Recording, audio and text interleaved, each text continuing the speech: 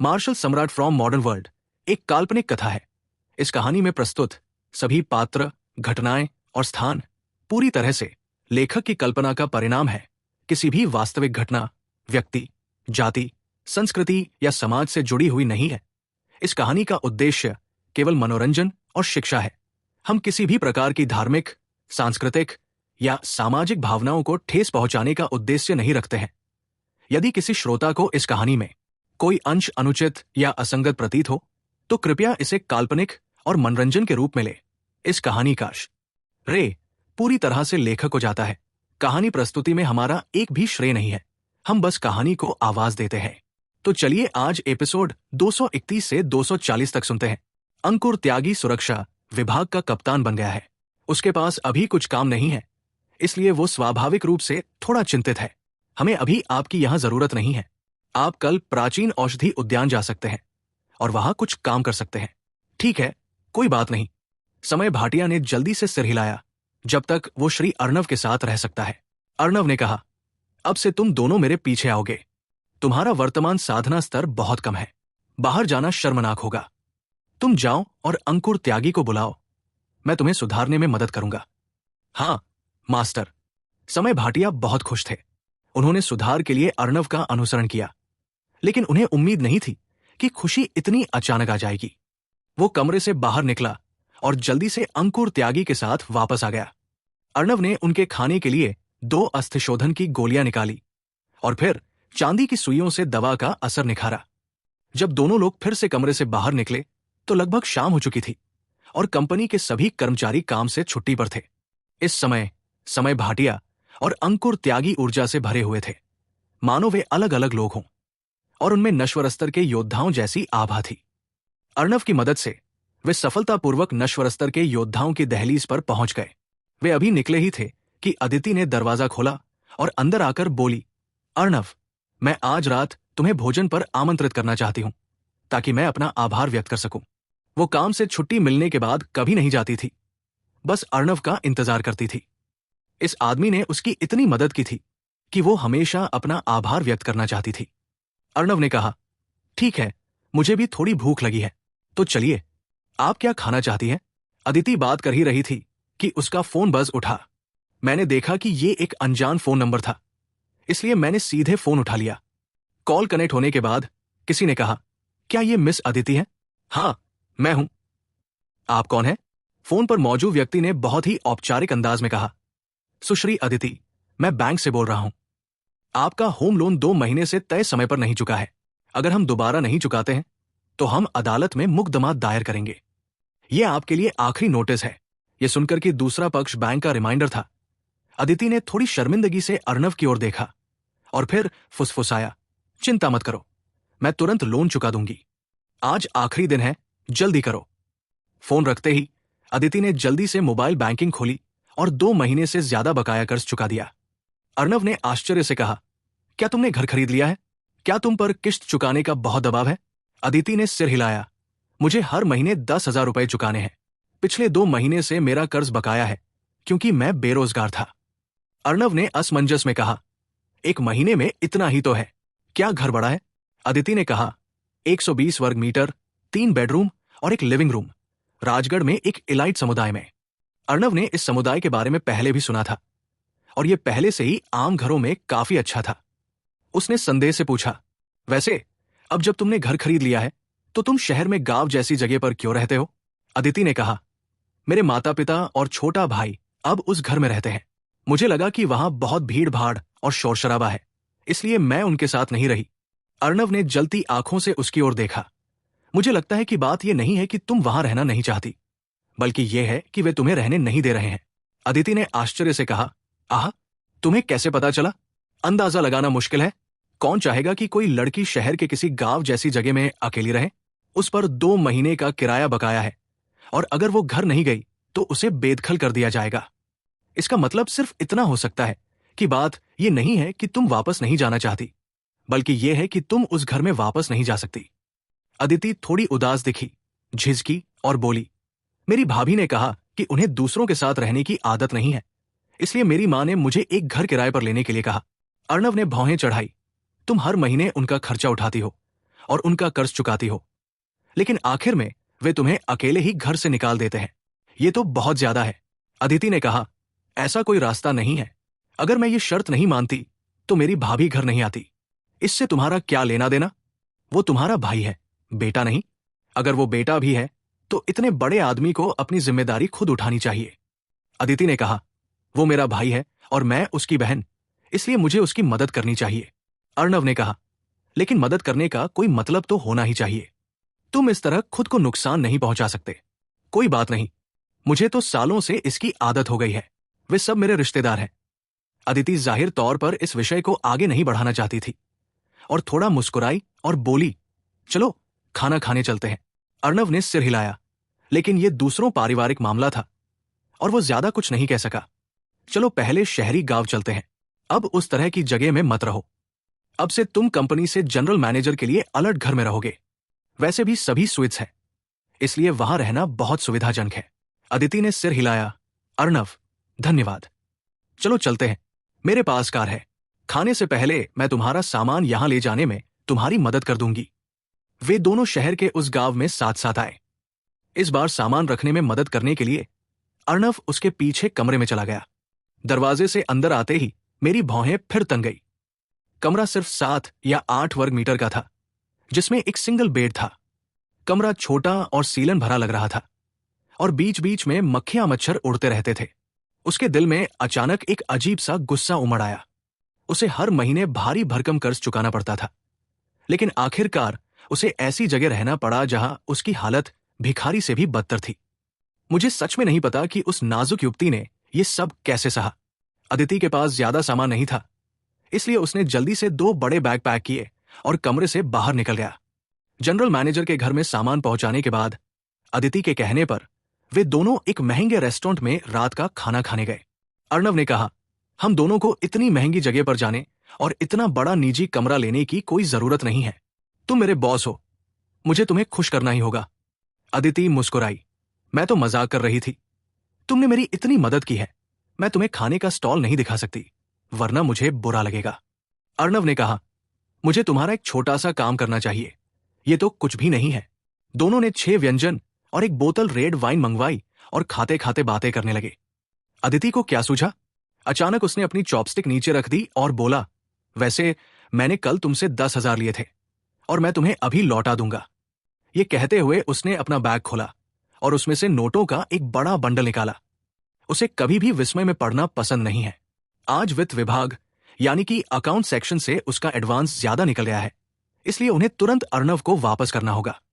अर्णव ने बेपरवाही से कहा, इसे वापस करने की जल्दी करने की कोई जरूरत नहीं है। अगर तुम पर कोई कर्ज है तो जब तुम्हारे पास पैसा हो तब चुका देना, नहीं मुझे ये अभी करना है। अदिति ने कहा और नोटों का ढेर उसे दे दिया। महिला की आंखों में जिद देखकर अर्णव ने मना करना बंद कर दिया और पैसे लेने के लिए हाथ बढ़ाया, लेकिन तभी कमरे का दरवाजा जोर से खुला और एक पुरुष और एक महिला बाहर से अंदर घुस आए। महिला 50 साल की थी, अच्छे कपड़े पहने हुए थी और उसके चेहरे पर गहरा मेकअप था। दरवाजे में घुसते ही उसने सामने का नजारा देखा और गुस्से से बोला, लड़की अदिति, कोई आश्चर्य नहीं कि तुमने इतने दिनों से मेरे परिवार को पैसे नहीं भेजे। पता चला कि तुमने हमारे सारे पैसे बाहर उस सुंदर लड़के की परवरिश में खर्च कर दिए। अदिति ने आश्चर्य से कहा, अरे भाई, तुम यहां क्यों हो? वो महिला अदिति की मां रागिनी महाजन थी और वो पुरुष उसका भाई मानस महाजन। उसे समझ नहीं आ रहा था कि ये दोनों लोग अचानक यहां कैसे आ गए। रागिनी महाजन ने गुस्से से कहा, हम घर पर बर्तन भी नहीं खोल सकते, हम आपके पास कैसे ना आए? क्या आप हमें घर पर भूखा मरने देंगे? मानस महाजन लगभग 20 साल के हैं। हालांकि वो अर्णव के जितना लंबा और मजबूत नहीं है, फिर भी वो मजबूत और हटाकट्टा है। उन्होंने घमंडी नजरों से कहा, शुक्र है कि हम यहां, वरना हम आपको उस सुंदर लड़के का साथ देते हुए नहीं देख पाते। आप उसके लिए इतनी उदार है, लेकिन अपने परिवार के साथ इतनी कंजूस क्यों है? अदिति ने जल्दी से समझाया, मां, आप लोगों ने गलतफहमी पाली है। ये मेरा बॉस है और मुझे आपके ये 10,000 देने हैं। मानस महाजन ने कहा, सब जानते हैं कि हमें कैसे चुकाना है। हमें 2 महीने से ज्यादा का खर्चा देना है। हमें अभी तक भुगतान क्यों नहीं किया गया? आपको नहीं पता कि अब हमारी जिंदगी कितनी मुश्किल हो गई है।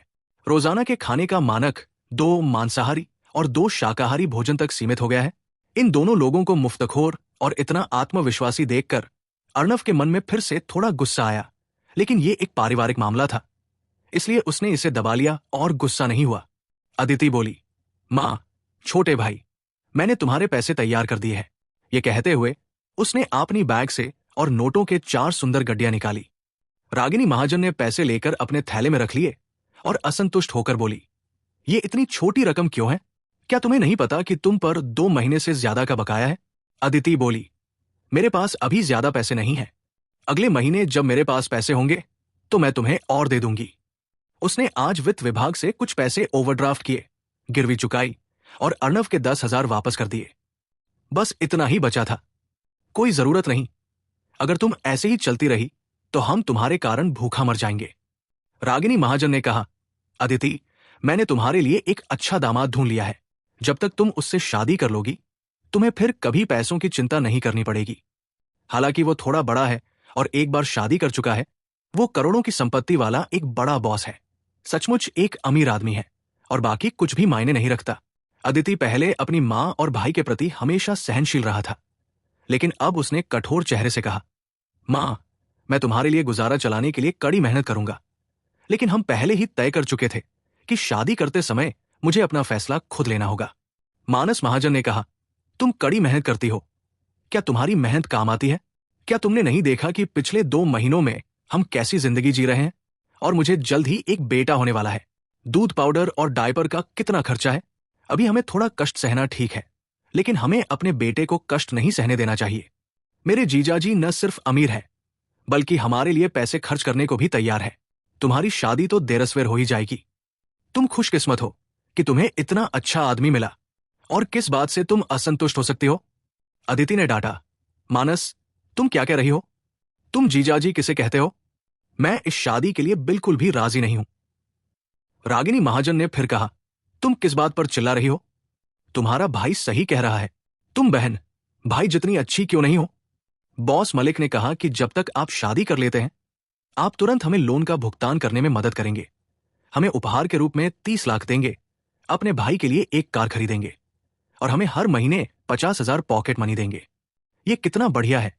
अब तुम्हें इतनी मेहनत करने की जरूरत नहीं है, बस घर पर एक अमीर पत्नी बनकर रहना है। अर्णव, जो बगल में खड़ी सुन रही थी, अब और बर्दाश्त नहीं कर सकी और गुस्से से बोली, तुम अपनी बेटी की शादी कर रही हो या बेच रही हो? रागिनी महाजन ने ठंडे चेहरे से कहा, बेटी की शादी करते समय सगाई का तोहफा मांगना स्वाभाविक है। पैसे मांगने में क्या हर्ज है? और हमारे घरवाले जो कहते हैं उसका तुमसे कोई लेना देना नहीं है। छोटा बॉस होना अच्छी बात मत समझो। तुम्हारी छोटी छोटी संपत्तियां मेरे दामाद की संपत्ति के सामने कुछ भी नहीं है। हालांकि अदिति ने कहा कि वो उसका बॉस है। रागिनी महाजन ने अर्णव की बात पर ध्यान नहीं दिया क्योंकि उसने साधारण कपड़े पहने हुए थे। अर्णव ने कहा, मैंने तुम्हारे जैसी मां कभी नहीं देखी जो अपने बेटे का तो पक्ष लेती है लेकिन अपनी बेटी के साथ इंसान जैसा व्यवहार नहीं करती। वो एक असली इंसान है, तुम्हारी पैसे कमाने की मशीन नहीं। यार, तू किससे बात कर रहा है? इसका तुझसे क्या लेना देना? अगर तू यूं ही खिलवाड़ करता रहा, यकीन मान, मैं तुझे पीट दूंगी। मानस महाजन अपनी ऊंचाई और मजबूत शरीर पर भरोसा करता है। अर्णव ने उसकी तरफ देखा और चेहरे पर तिरस्कार के भाव से कहा, तू 20 साल का होकर भी अपनी बहन पर निर्भर है। तेरे जैसे हारे हुए को मुझसे बात करने का क्या हक है? तू तो मौत ही ढूंढ रहा है। मानस महाजन पूरी तरह से गुस्से में आ गया और उसने अर्णव के मुंह पर जोर से मुक्का मारा। मानस, जल्दी बंद करो। अपने भाई को हिंसक होते देखकर अदिति उसे रोकने के लिए जल्दी से बोली। वो जानती थी कि अर्णव के हुनर उसके निकम्मे भाई के हुनर के सामने कतई तुलनीय नहीं है, लेकिन मानस महाजन के कानों में उसकी याद अर्णव के लिए एक विनती की तरह पड़ी। वो रुकने का नाम नहीं ले रहा था और बिना किसी हिचकिचाहट के अपनी मुट्ठियां पटक दी। लेकिन इससे पहले कि वो किसी को मार पाता, अर्णव के बड़े हाथ ने उसकी गर्दन कस दी और फिर उसने अपने बड़े मुंह से उसे तमाचा जड़ दिया। इतना बड़ा आदमी दिन भर अपनी बहन के सहारे, इतना बेशर्म क्यों? क्या तुम्हें पता है कि तुम्हारी बहन एक जर्जर घर में कैसे रह रही है? क्या तुम्हें पता है कि वो जिस जगह पर रहती है वो सुअर के घोंसले से भी बदतर है? तुम्हारी बहन तुम्हारे साथ ऐसा व्यवहार करती है और फिर भी तुम उसे अच्छी कीमत पर बेचना चाहते हो। क्या तुम अभी इंसान हो? अर्णव ने अपना गुस्सा निकाला और पलक झपकते ही मानस महाजन को तब तक मारा जब तक उसके गाल सूज नहीं गए। अर्णव, इसे जल्दी बंद करो। अदिति को होश आया और वो जल्दी से अर्णव को थामने के लिए आगे बढ़ी। अर्णव ने फिर ठंडी सांस ली और उसका हाथ छोड़ दिया। कमीने, मेरे बेटे को मारने की हिम्मत की, मैं तुझसे लड़ूंगी। रागिनी महाजन असल में एक कर्कशा थी। जब उसने मानस महाजन को पिटते देखा तो वो तुरंत अपने सारे दांतों और पंजों से उस पर टूट पड़ी। मां, अब उपद्रव मत करो। अदिति ने जल्दी से रागिनी महाजन को रोक दिया। अब वो अर्णव के गुस्से को अच्छी तरह जानती थी। अगर वो सचमुच आगे बढ़ना चाहती तो अपनी मां की कमियों को कभी बर्दाश्त नहीं करेगी। रागिनी महाजन ने अपना हाथ उठाया और जोर से उसके मुंह पर थप्पड़ मारा। तू तो बदमाश है, क्या तूने उसे तेरे भाई को पीटते नहीं देखा? अदिति के चेहरे पर थप्पड़ के खूनी निशान देखकर अर्णव चौंक गया। अगर तुमने उसे दोबारा छूने की हिम्मत की, मानो या न मानो, मैं तुम्हें भी पीटूंगा। तुम्हारी हिम्मत कैसे हुई मुझे छूने की? अगर मैंने अपनी बेटी को मारा तो क्या हुआ? इससे तुम्हारा क्या लेना देना? ठीक है अर्णव, क्या तुम मुझे खुद ही इसे संभालने दोगी? ये देखकर कि उसके परिवार और अर्णव में जोरदार झगड़ा हो रहा है, अदिति ने अपने सूजे हुए गालों को अनदेखा किया और जल्दी से अर्णव को एक तरफ खींच लिया। अदिति ने चेहरे पर विनती भरी नजर से कहा। अर्णव ने आह भरी। ऐसा लग रहा था जैसे बचपन से ही उसे पारिवारिक शिक्षा मिली हो, उसकी हड्डियों में समा गई हो। अपने भाई और मां के प्रति अदिति की सहनशीलता को उसकी आदत बना रही हो। ये मां गायत्री से बहुत मिलता जुलता था, लेकिन कोई बात नहीं, आखिरकार ये एक पारिवारिक मामला था। अदिति की विनती भरी नजरों के साथ उसने आह भरी और गुस्सा न हो इसके लिए उसने खिड़की से मुंह फेर लिया। मानस महाजन इतना स्तब्ध था कि उसे होश आया। उसने अर्णव की ओर इशारा किया और चिल्लाया, बेटे, मेरा इंतजार करो। तुमने मुझे मारने की हिम्मत की, मेरा जीजाजी जब आएगा तो तुम्हें देख लेगा। ठीक है मानस, बस कुछ मत बोलो। अदिति ने अर्णव को फिर से नाराज करने के डर से जल्दी से मानस महाजन को फिर से रुकने के लिए मना लिया। तभी मानस महाजन का मोबाइल बज उठा और उन्होंने उत्साह से फोन उठाया। जीजाजी, आप यहां हैं? हम प्राइवेट रूम 2011 में हैं। फोन रखते ही उन्होंने अहंकार से अर्णव की ओर इशारा किया और चिल्लाए, बेटे, जरा मेरा इंतजार करो। मेरे जीजाजी यहां हैं, उनके पास अंगरक्षक है, मैं तुम्हें बाद में सबक सिखाऊंगा। अर्णव उसे फिर से थप्पड़ मारना चाहता था, लेकिन अदिति के बारे में सोचकर उसने आखिरकार उसे बर्दाश्त कर लिया। तभी दरवाजा खुला और एक मोटा, लगभग 40 साल का अधेड़ आदमी बाहर से अंदर आया। उसने स्ट्रेट सूट पहना हुआ था और हाथ में चमकदार सोने की घड़ी थी। उसका बड़ा, चिकना चेहरा अहंकार से भरा हुआ था। उसके पीछे पीछे और भी लोग थे। बॉस मलिक, आप यहां हैं? अधेड़ उम्र के आदमी को देखकर रागिनी महाजन का बूढ़ा चेहरा अचानक गुलदाउदी की तरह मुस्कुरा उठा और उसने चापलूसी भरे भाव से उसका स्वागत किया। फिर उसने अदिति से कहा, अदिति, जल्दी आओ और बॉस मलिक से मिलो। अदिति ने भौहें चढ़ाई और कुछ नहीं कहा। उसे देखते ही अधेड़ उम्र के मोटे आदमी की आंखें अचानक चमक उठीं। मिस अदिति वाकई खूबसूरत है, फोटो से 10 गुना ज्यादा खूबसूरत। मैं इस शादी के लिए राजी हूं। यह देखकर कि मोटा आदमी अपनी बहन से संतुष्ट है, वो तुरंत आगे बढ़ा और बोला, जीजाजी, सिर्फ इसलिए कि मैंने आपके लिए कुछ अच्छे शब्द कहे थे, उस लड़के ने मुझे मारा। आपको गुस्सा निकालने में मेरी मदद करनी चाहिए। राजगढ़ शहर में मेरे सेल को मारने की हिम्मत कौन कर सकता है? क्या तुम जीना नहीं चाहते? मोटे आदमी ने अपने पीछे खड़े अंगरक्षकों की तरफ हाथ हिलाए और जोर से चिल्लाया, इसे सबक सिखाओ। अब वो अदिति से बेहद संतुष्ट था, इसलिए स्वाभाविक रूप से वो अपनी होने वाली सास और साले के सामने अपनी शक्ति का प्रदर्शन करना चाहता था। तभी अर्णव ने मुड़कर मोटे आदमी की ओर देखा और कहा, मोटे बीरू मलिक, तुम किसे सबक सिखाने की कोशिश कर रहे हो? यह आदमी कोई और नहीं बल्कि बीरू मलिक था, जिससे वो पहले 2 बार मिल चुका था। उसे मन ही मन थोड़ा अजीब लगा। ऐसा लग रहा था कि उसका और इस मोटे आदमी का सचमुच एक दूसरे से मिलना तय था। मिस्टर अर्णव? बीरू मलिक चौंक गया और उसे उम्मीद नहीं थी कि वो अर्णव से यहां मिलेगा। पिछली बार आईफोन स्टोर पर जस्मीन और जिया इस युवक के लिए मोबाइल फोन खरीदने दौड़े थे। सानवी ने एक बार में 30 लाख से ज्यादा फोन बिल भी चुकाए थे।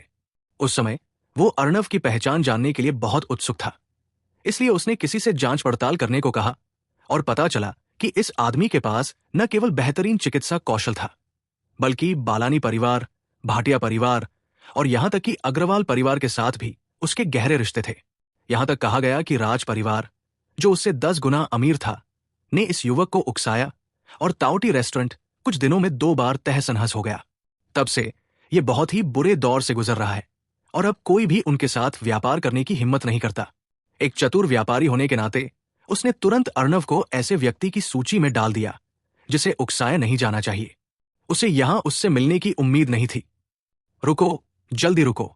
उसने अपने कई अंगरक्षकों को रोका, फिर चेहरे पर चापलूसी भरी नजर के साथ आगे बढ़ा और कहा, मिस्टर अर्णव, तुम यहां क्यों हो? रागिनी और मानस दोनों दंग रह गए। उनकी नजरों में बीरू मलिक अरबों की संपत्ति वाला एक बहुत अमीर आदमी था। वो हमेशा बहुत ही शानदार था। जब उसने अपने सामने उस युवक को देखा तो उसे अपने पिता से मिलने का व्यवहार कैसे दिखा सकता था? अर्णव ने उसकी ओर देखा। मुझे तुमसे यह पूछना चाहिए था। मैं यहां अपनी गर्लफ्रेंड के साथ खाना खा रहा हूं। तुम यहां क्या कर रहे हो? यह सुनकर कि वो उसकी प्रेमिका थी, अदिति के दिल में एक अजीब सी अनुभूति हुई। एक स्थिरता और उत्साह का एहसास था। लेकिन अपने नन्हे पियानो राजकुमार के बारे में सोचकर मैंने तुरंत इस भावना को दबा दिया। मिस्टर अर्णव, गलतफहमी, ये तो बिल्कुल गलतफहमी है। बीरू मलिक ने जल्दी से समझाया। मुझे सच में नहीं पता कि वो तुम्हारी गर्लफ्रेंड है, वरना अगर तुम मुझे 120 हिम्मत भी दोगे तो भी मैं आने की हिम्मत नहीं करूंगा। वो वाकई बहुत घबराया हुआ था। हालांकि वो जानता था कि अर्णव का सानवी, जस्मीन और दूसरी बड़ी महिलाओं के साथ एक अजीब रिश्ता है, फिर भी उसके पास ऐसे कितने भी लोग और महिलाएं क्यों न हों, वो उन्हें छीन नहीं सकता था। साथ ही मैंने रागिनी और मानस के पूर्वजों की सभी 18 पीढ़ियों को मन ही मन प्रणाम किया। अगर तुम्हारी बेटी की मां का इतना अच्छा बॉयफ्रेंड है तो वो मेरे पास क्यों आएगी? क्या ये कोई धोखा नहीं है? अर्णव ने ठंडे स्वर में कहा। तुम जल्दी से यहां से क्यों नहीं निकल जाते? मैं जा रहा हूं, मैं जा रहा हूं। बीरू मलिक ने बार बार सिर हिलाया और अपने अंगरक्षकों के साथ निराश होकर बाहर भागे। बॉस मलिक, मत जाओ। जीजाजी, जीजाजी, क्या कर रहे हो? रागिनी महाजन और उनका बेटा पीछे से एक एक करके चिल्लाए। लेकिन बीरू मलिक की उनकी तरफ देखने की हिम्मत नहीं हुई और वे जल्दी से रेस्टोरेंट से बाहर भाग गए। ये अब रागिनी महाजन और मानस महाजन चाहे कितने भी मूर्ख क्यों न हो, वे समझ गए थे कि उनके सामने वाला युवक न केवल अद्भुत था, बल्कि इतना अद्भुत भी था कि बीरू मलिक ने अपना सिर उठाने की भी हिम्मत नहीं की। रागिनी महाजन ने आंखें घुमाई और तुरंत उनके चेहरे पर मुस्कान आ गई। उन्होंने पहले तो अदिति से शिकायत की। अदिति, तुमने अपनी मां को क्यों नहीं बताया कि तुम्हारा इतना अच्छा बॉयफ्रेंड है? अगर तुमने मुझे पहले बता दिया होता तो मेरा रवैया ऐसा क्यों होता? फिर वो अर्णव के पास आई और चापलूसी से बोली, युवक, आंटी ने बहुत पहले ही देख लिया था कि तुम एक प्रतिभाशाली व्यक्ति हो और कोई साधारण व्यक्ति नहीं हो। अब जब तुम अदिति के साथ हो तो आंटी को अपने बारे में बताओ। कितनी संपत्ति है? क्या तुम्हारे पास घर और कार है? तुम एक महीने में कितना पैसा कमा सकते हो? अर्णव बस बीरू मलिक के विचारों को पूरी तरह से खत्म करना चाहता था, इसलिए उसने कहा कि अदिति उसकी गर्लफ्रेंड है। उसके मन में वास्तव में कोई विचार नहीं थे। अपने सामने खड़ी उस चिड़चिड़ी बुढ़िया का सामना करते हुए उसने गंभीरता से कहा, कुछ नहीं, मैं तो बस एक डॉक्टर हूं और थोड़ा बहुत व्यवसाय करता हूं। यह देखकर कि उसने मनचाहा जवाब नहीं दिया, रागिनी महाजन अदिति की ओर मुड़ी और बोली, बेटी, जल्दी से बताओ, मेरे दामाद क्या करते हैं? अदिति के गाल लाल हो गए। अपनी मां को किसी और ब्लाइंड डेट का इंतजाम करने से रोकने के लिए उसने सच नहीं बताया और कहा, अर्णव डॉक्टर वैद्यराज फार्मास्यूटिकल के बॉस है। मैं भी अब डॉक्टर वैद्यराज फार्मास्यूटिकल में काम करती हूं। रागिनी महाजन ने कहा, डॉक्टर वैद्यराज फार्मास्यूटिकल, ये तो बहुत जाना पहचाना सा लगता है। मानस महाजन उत्साह से चिल्लाए। डॉक्टर वैद्यराज फार्मास्यूटिकल राजगढ़ शहर की सबसे बड़ी पारंपरिक प्राचीन औषधि कंपनी है। बेशक ये जाना पहचाना सा लगता है, ये 100 करोड़ की संपत्ति वाली एक बड़ी कंपनी है। ये कहने के बाद उन्होंने चेहरे पर चापलूसी भरे भाव के साथ अर्णव से कहा, जीजाजी, अभी मेरी गलती था, मैं थोड़ा अशिष्ट था। रागिनी महाजन इतनी मुस्कुराई कि उनके चेहरे की झुर्रियां खुल गई और गाढ़ा मेकअप उतर गया। अगर उनकी बेटी को इतना अमीर दामाद मिल जाए तो क्या उनका परिवार भविष्य में खुशहाल नहीं होगा? अर्णव, तुम बहुत अच्छे हो। तुम्हारे साथ अदिति की शादी से हमें कोई आपत्ति नहीं है। तुम जब चाहो शादी कर सकते हो। उसने चेहरे पर मुस्कान लाते हुए कहा, लेकिन शादी तो शादी ही होती है। शादी से पहले कुछ चीजों पर बात करना जरूरी होती है। क्या तुम्हें लगता है कि हमें पहले हमें मिलने वाला तोहफे के बारे में बात कर लेनी चाहिए? सगाई का तोहफा? अर्णव ने ठंडे स्वर में मुस्कुराते हुए कहा, अदिति और मैं एक दूसरे को पसंद करते हैं। जो भी होगा हमारे बीच होगा। बीच में तुम लोग कौन हो? तुम लोगों को क्यों तोहफा मिलनी चाहिए? आ रागिनी महाजन ने तो बस यही सोचा था कि ये अमीर दामाद उसे दिल खोलकर पैसे देगा, लेकिन उसे इस नतीजे की उम्मीद नहीं थी और कुछ देर तक उसे समझ नहीं आया कि क्या कहे। मानस महाजन ने कहा, जीजा जी, हमें पता है कि आपके पास पैसों की कोई कमी नहीं है, लेकिन आप मेरी बहन के साथ रिलेशन में हैं। आपको हमारे परिवार को कुछ तोहफा देना बिल्कुल जरूरी है। इसी समय उसने कार की चाबियां देखी जो अर्णव ने मेज पर रखी थी। उसकी आंखें चमक उठीं और उसने उत्साह से कहा, जीजा जी, क्या आप लैंड रोवर चलाते हैं? मुझे ये कार कुछ दिनों के लिए उधार दे दीजिए। ये कहकर उसने हाथ बढ़ाकर कार की चाबी पकड़ने वाला था, लेकिन अदिति ने उसे पहले ही पकड़ लिया। मानस, ये अर्णव की कार है, आप इसे छू नहीं सकते। वो अपनी मां और भाई के गुस्सैल स्वभाव से अच्छी तरह वाकिफ थी। एक बार मानस महाजन कार लेकर चले गए तो उसे वापस पाना मुश्किल होगा। मानस महाजन असंतुष्ट होकर बोले, बहन, तुम क्या कर रही हो? हम सब जल्द ही एक परिवार बन जाएंगे। जो मेरे जीजा का है वो तुम्हारा है और जो तुम्हारा है वो मेरा है। रागिनी महाजन भी असंतुष्ट होकर बोली, लड़की, तुम्हें आखिरकार एक अमीर आदमी मिल ही गया, तुम मुझे और अपने भाई को इसका फायदा क्यों नहीं उठाने देती? अर्णव बोला, मैं एक बार और रिपीट कर देता हूं, मैं अर्णव अदिति के साथ रिलेशन में हूं। हम भविष्य में शादी करेंगे भी तो मेरा पैसा मेरा ही है और इसका तुमसे कोई लेना देना नहीं रहेगा। मुझसे एक पैसा लेने के बारे में सोचना भी मत। यह सुनकर रागिनी महाजन का चेहरा अचानक काला पड़ गया। तुम्हारा क्या मतलब है? मैंने इतनी बड़ी बेटी को पाला है, क्या मैं फिर भी तुमसे शादी के तोहफे नहीं ले सकती हूं? मैं तुम्हें बता दूं, अगर तुम मेरी बेटी से शादी करना चाहती हो तो तुम्हें वधू मूल्य के रूप में पर्याप्त राशि देनी होगी। 30 लाख, 50 लाख नहीं, एक पैसा भी कम नहीं। उसने अभी अभी सुना था कि डॉक्टर वैद्यराज फार्मास्यूटिकल के पास 100 करोड़ की संपत्ति है। उसे लगा कि 30 लाख अभी भी बहुत कम है, इसलिए उसने तुरंत उसे 50 लाख कर दिया। मानस महाजन भी चिल्लाए, पैसे होते हुए भी तुम बहुत कंजूस हो। अगर तुम मेरी बहन को ले जाना चाहते हो तो तुम्हें इसके लिए पैसे देने होंगे। अपनी मां और भाई के चेहरों को देखते हुए अदिति दुखी हुई। मां, छोटे भाई, तुम क्या कर रहे हो? तुम पैसे क्यों मांग रहे हो? रागिनी महाजन ने एक बार फिर अपना चेहरा कर्कश दिखाया और एक क्रूर चेहरे के साथ चिल्लाई, क्यों? सिर्फ इसलिए कि मैं तुम्हारी मां हूं? अब जब तुम अमीर हो गए हो तो तुम मुझे लात मारकर भगा देना चाहते हो और कोई रास्ता नहीं है। तुम बेवफाई कर रहे हो और देर सवेर तुम पर बिजली गिरेगी। क्या तुम कह रहे हो कि अदिति बेवफाई है? अर्णव ने उसे घूरते हुए कहा, तुम्हें पता है तुम्हारी बेटी इतने सालों से कैसी जिंदगी जी रही है? वो एक लड़की होकर भी बाहर कड़ी मेहनत कर रही है, लेकिन एक जबान बेटा घर पे उसकी पैसों से घोड़े बेचकर सो रहा है। उसने तुम सबके लिए घर खरीदी, हर महीने पैसे भिजती रही, लेकिन आखिर तुम सबने उसके साथ कैसा व्यवहार किया? रागिनी महाजन ने कहा, वो मेरी बेटी है, उसे मेरा साथ देना चाहिए और मेरे लिए पैसे कमाने चाहिए। तुम सही कह रही हो, अपने माता पिता का साथ देना स्वाभाविक है, लेकिन तुम्हारी उम्र क्या है? तुम सिर्फ 50 साल की हो। तुम अभी भी काम करने लायक हो। और क्या तुम इस बेटी को सिर्फ पैसे कमाने के लिए पाल रहे थे? तुम 120 वर्ग मीटर के एक बड़े घर में रहती हो, लेकिन वो एक जर्जर सीलन भरे घर में अकेली सोती है। उस समय क्या तुमने कभी सोचा था कि वो तुम्हारी सगी बेटी है? अर्णव और भी क्रोधित हो गया और मानस महाजन की ओर मुड़कर बोला, सबसे घृणित बात यह है कि तुम 20 साल के एक वयस्क पुरुष एक महिला द्वारा पाले जा रहे हो।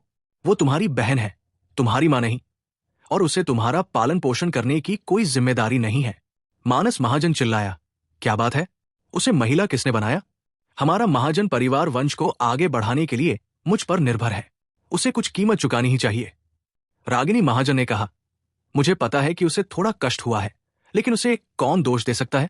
मैंने उसे सालों में अनगिनत अमीर लोगों से मिलवाया है, और एक बार उसकी शादी हो जाता तो उसे खाने पीने की कोई चिंता नहीं रहती और पूरा परिवार अच्छे से खा पी सकेगा। वो उसकी किसी भी बात से असहमत होती है, क्या वह मुझे दोष दे सकती है? अपनी मां की बातें सुनकर अदिति उदास भाव से बोली, चलो, मैं अपने प्यार की तलाश की बात नहीं करती। चलो उन लोगों की बात करते हैं जिनसे तुमने मिलवाया है। वे या तो बूढ़े हैं या बदसूरत, और कुछ तो ऐसे हैं जो मुझे बस रखैल की तरह रखना चाहते हैं। तुम मुझे इस तरह की शादी के लिए कैसे राजी कर सकती हो? रागिनी महाजन ने कहा, तुम समझती ही नहीं, जब तक सामने वाले के पास पैसा है तुम इतनी परवाह क्यों करती हो? अदिति ने दृढ़ता से कहा, मां, मैं तुम्हारी हर बात मानूंगी और मैं हर बात में तुम्हारी और मेरे भाई की बात मानूंगी, लेकिन इस मामले में नहीं। मेरे प्यार का फैसला मुझे खुद करना होगा। तुम कितनी मूर्ख लड़की हो, मानस महाजन चिल्लाया। किसी अमीर इंसान को ढूंढकर उसके साथ अच्छी जिंदगी के लिए सोने में क्या बुराई है। उसकी बात पूरी होने से पहले ही अर्णव अपना गुस्सा काबू में नहीं रख पाया। उसने हाथ उठाया और जोर से उसके मुंह पर तमाचा जड़ दिया। इस दुनिया में उसके खिलाफ बोलने के लिए सबसे कम काबिल तुम हो। मानस महाजन पिटने के बाद लड़खड़ा गया। खड़े होने के बाद वो गुस्से से चिल्लाया, कमीने, तुमने मुझे मारने की हिम्मत की? मैं तुम्हें बता दूं, ये मत सोचना कि सिर्फ पैसा होना कोई बड़ी बात है। लगता है तुम आज पूरी तैयारी के साथ आई हो। अगर तुम आज मेरी बहन को बिस्तर पर ले जाना चाहती हो तो हमें पैसे नीलने चाहिए, वरना तुम यहां से बाहर नहीं निकल पाओगे। अर्णव को इन लोगों की सोच के प्रति घिन आने लगी। क्या सच में ये लोग अदिति की सगे रिश्तेदार हैं? उसने ज्यादा बकवास नहीं की और ठंडे स्वर में कहा, ठीक है, देखते हैं तुमने मुझे बाहर निकलने से कैसे रोका। हाँ, मेरा इंतजार करो। जैसे ही उसने बात की, मानस महाजन ने अपना मोबाइल फोन निकाला और जल्दी से एक फोन नंबर डायल किया। भाई, मुझे यहां तुम्हारी कुछ मदद चाहिए। कीमत पर बातचीत हो सकती है। अपने भाई को किसी को बुलाते देख अदिति जल्दी से आगे बढ़ा और बोला, मानस, तुम क्या कर रहे हो? मानस महाजन चिल्लाया, अगर तुम उसके साथ पिछले दिनों की तरह बिस्तर पर ज्यादा समय बिताना चाहती हो तो उसे जितने जल्दी हो सके पैसे देने होंगे। लेकिन उससे पहले उसने मुझे मारने की हिम्मत की। मुझे आज इस कमीने को कुछ रंग देना ही होगा। अदिति गुस्से से बोली, क्या बकवास कर रहे हो? अर्णव और मेरे बीच का रिश्ता मासूम है। बकवास मत करो। तुम इतनी खूबसूरत औरत हो, कौन काबू कर सकता है? तुम मासूम हो। जाओ और शैतान से झूठ बोलो। मानस महाजन ने अर्णव से फिर कहा, अगर तुम समझदार हो तो पैसे दे दो, वरना आज न तो खाना खा पाओगे और न ही घूम पाओगे। उसकी बात पूरी होने से पहले ही अर्णव ने अपना पैर उठाया और उसके पेट में लात मारी, जिससे वो उछलकर पीछे की दीवार से जोर से टकराया। ऐसे इंसान का उसूल है कि बकवास के अलावा कुछ न करो। बेवकूफ, तुमने मेरे बेटे को फिर मारा। रागिनी महाजन ने अपने दांत और पंजे दिखाए और अर्णव की ओर दौड़ी, लेकिन अदिति ने उसे रोक लिया। हालांकि वो जानता था कि उसकी मां गलत है, फिर भी वो उसे आगे बढ़ते और पिटते हुए नहीं देख सकता था। कुतिया, तुमने एक बाहरी व्यक्ति को अपने भाई को पीटते हुए देखा और तुमने मुझे रोकने की हिम्मत की।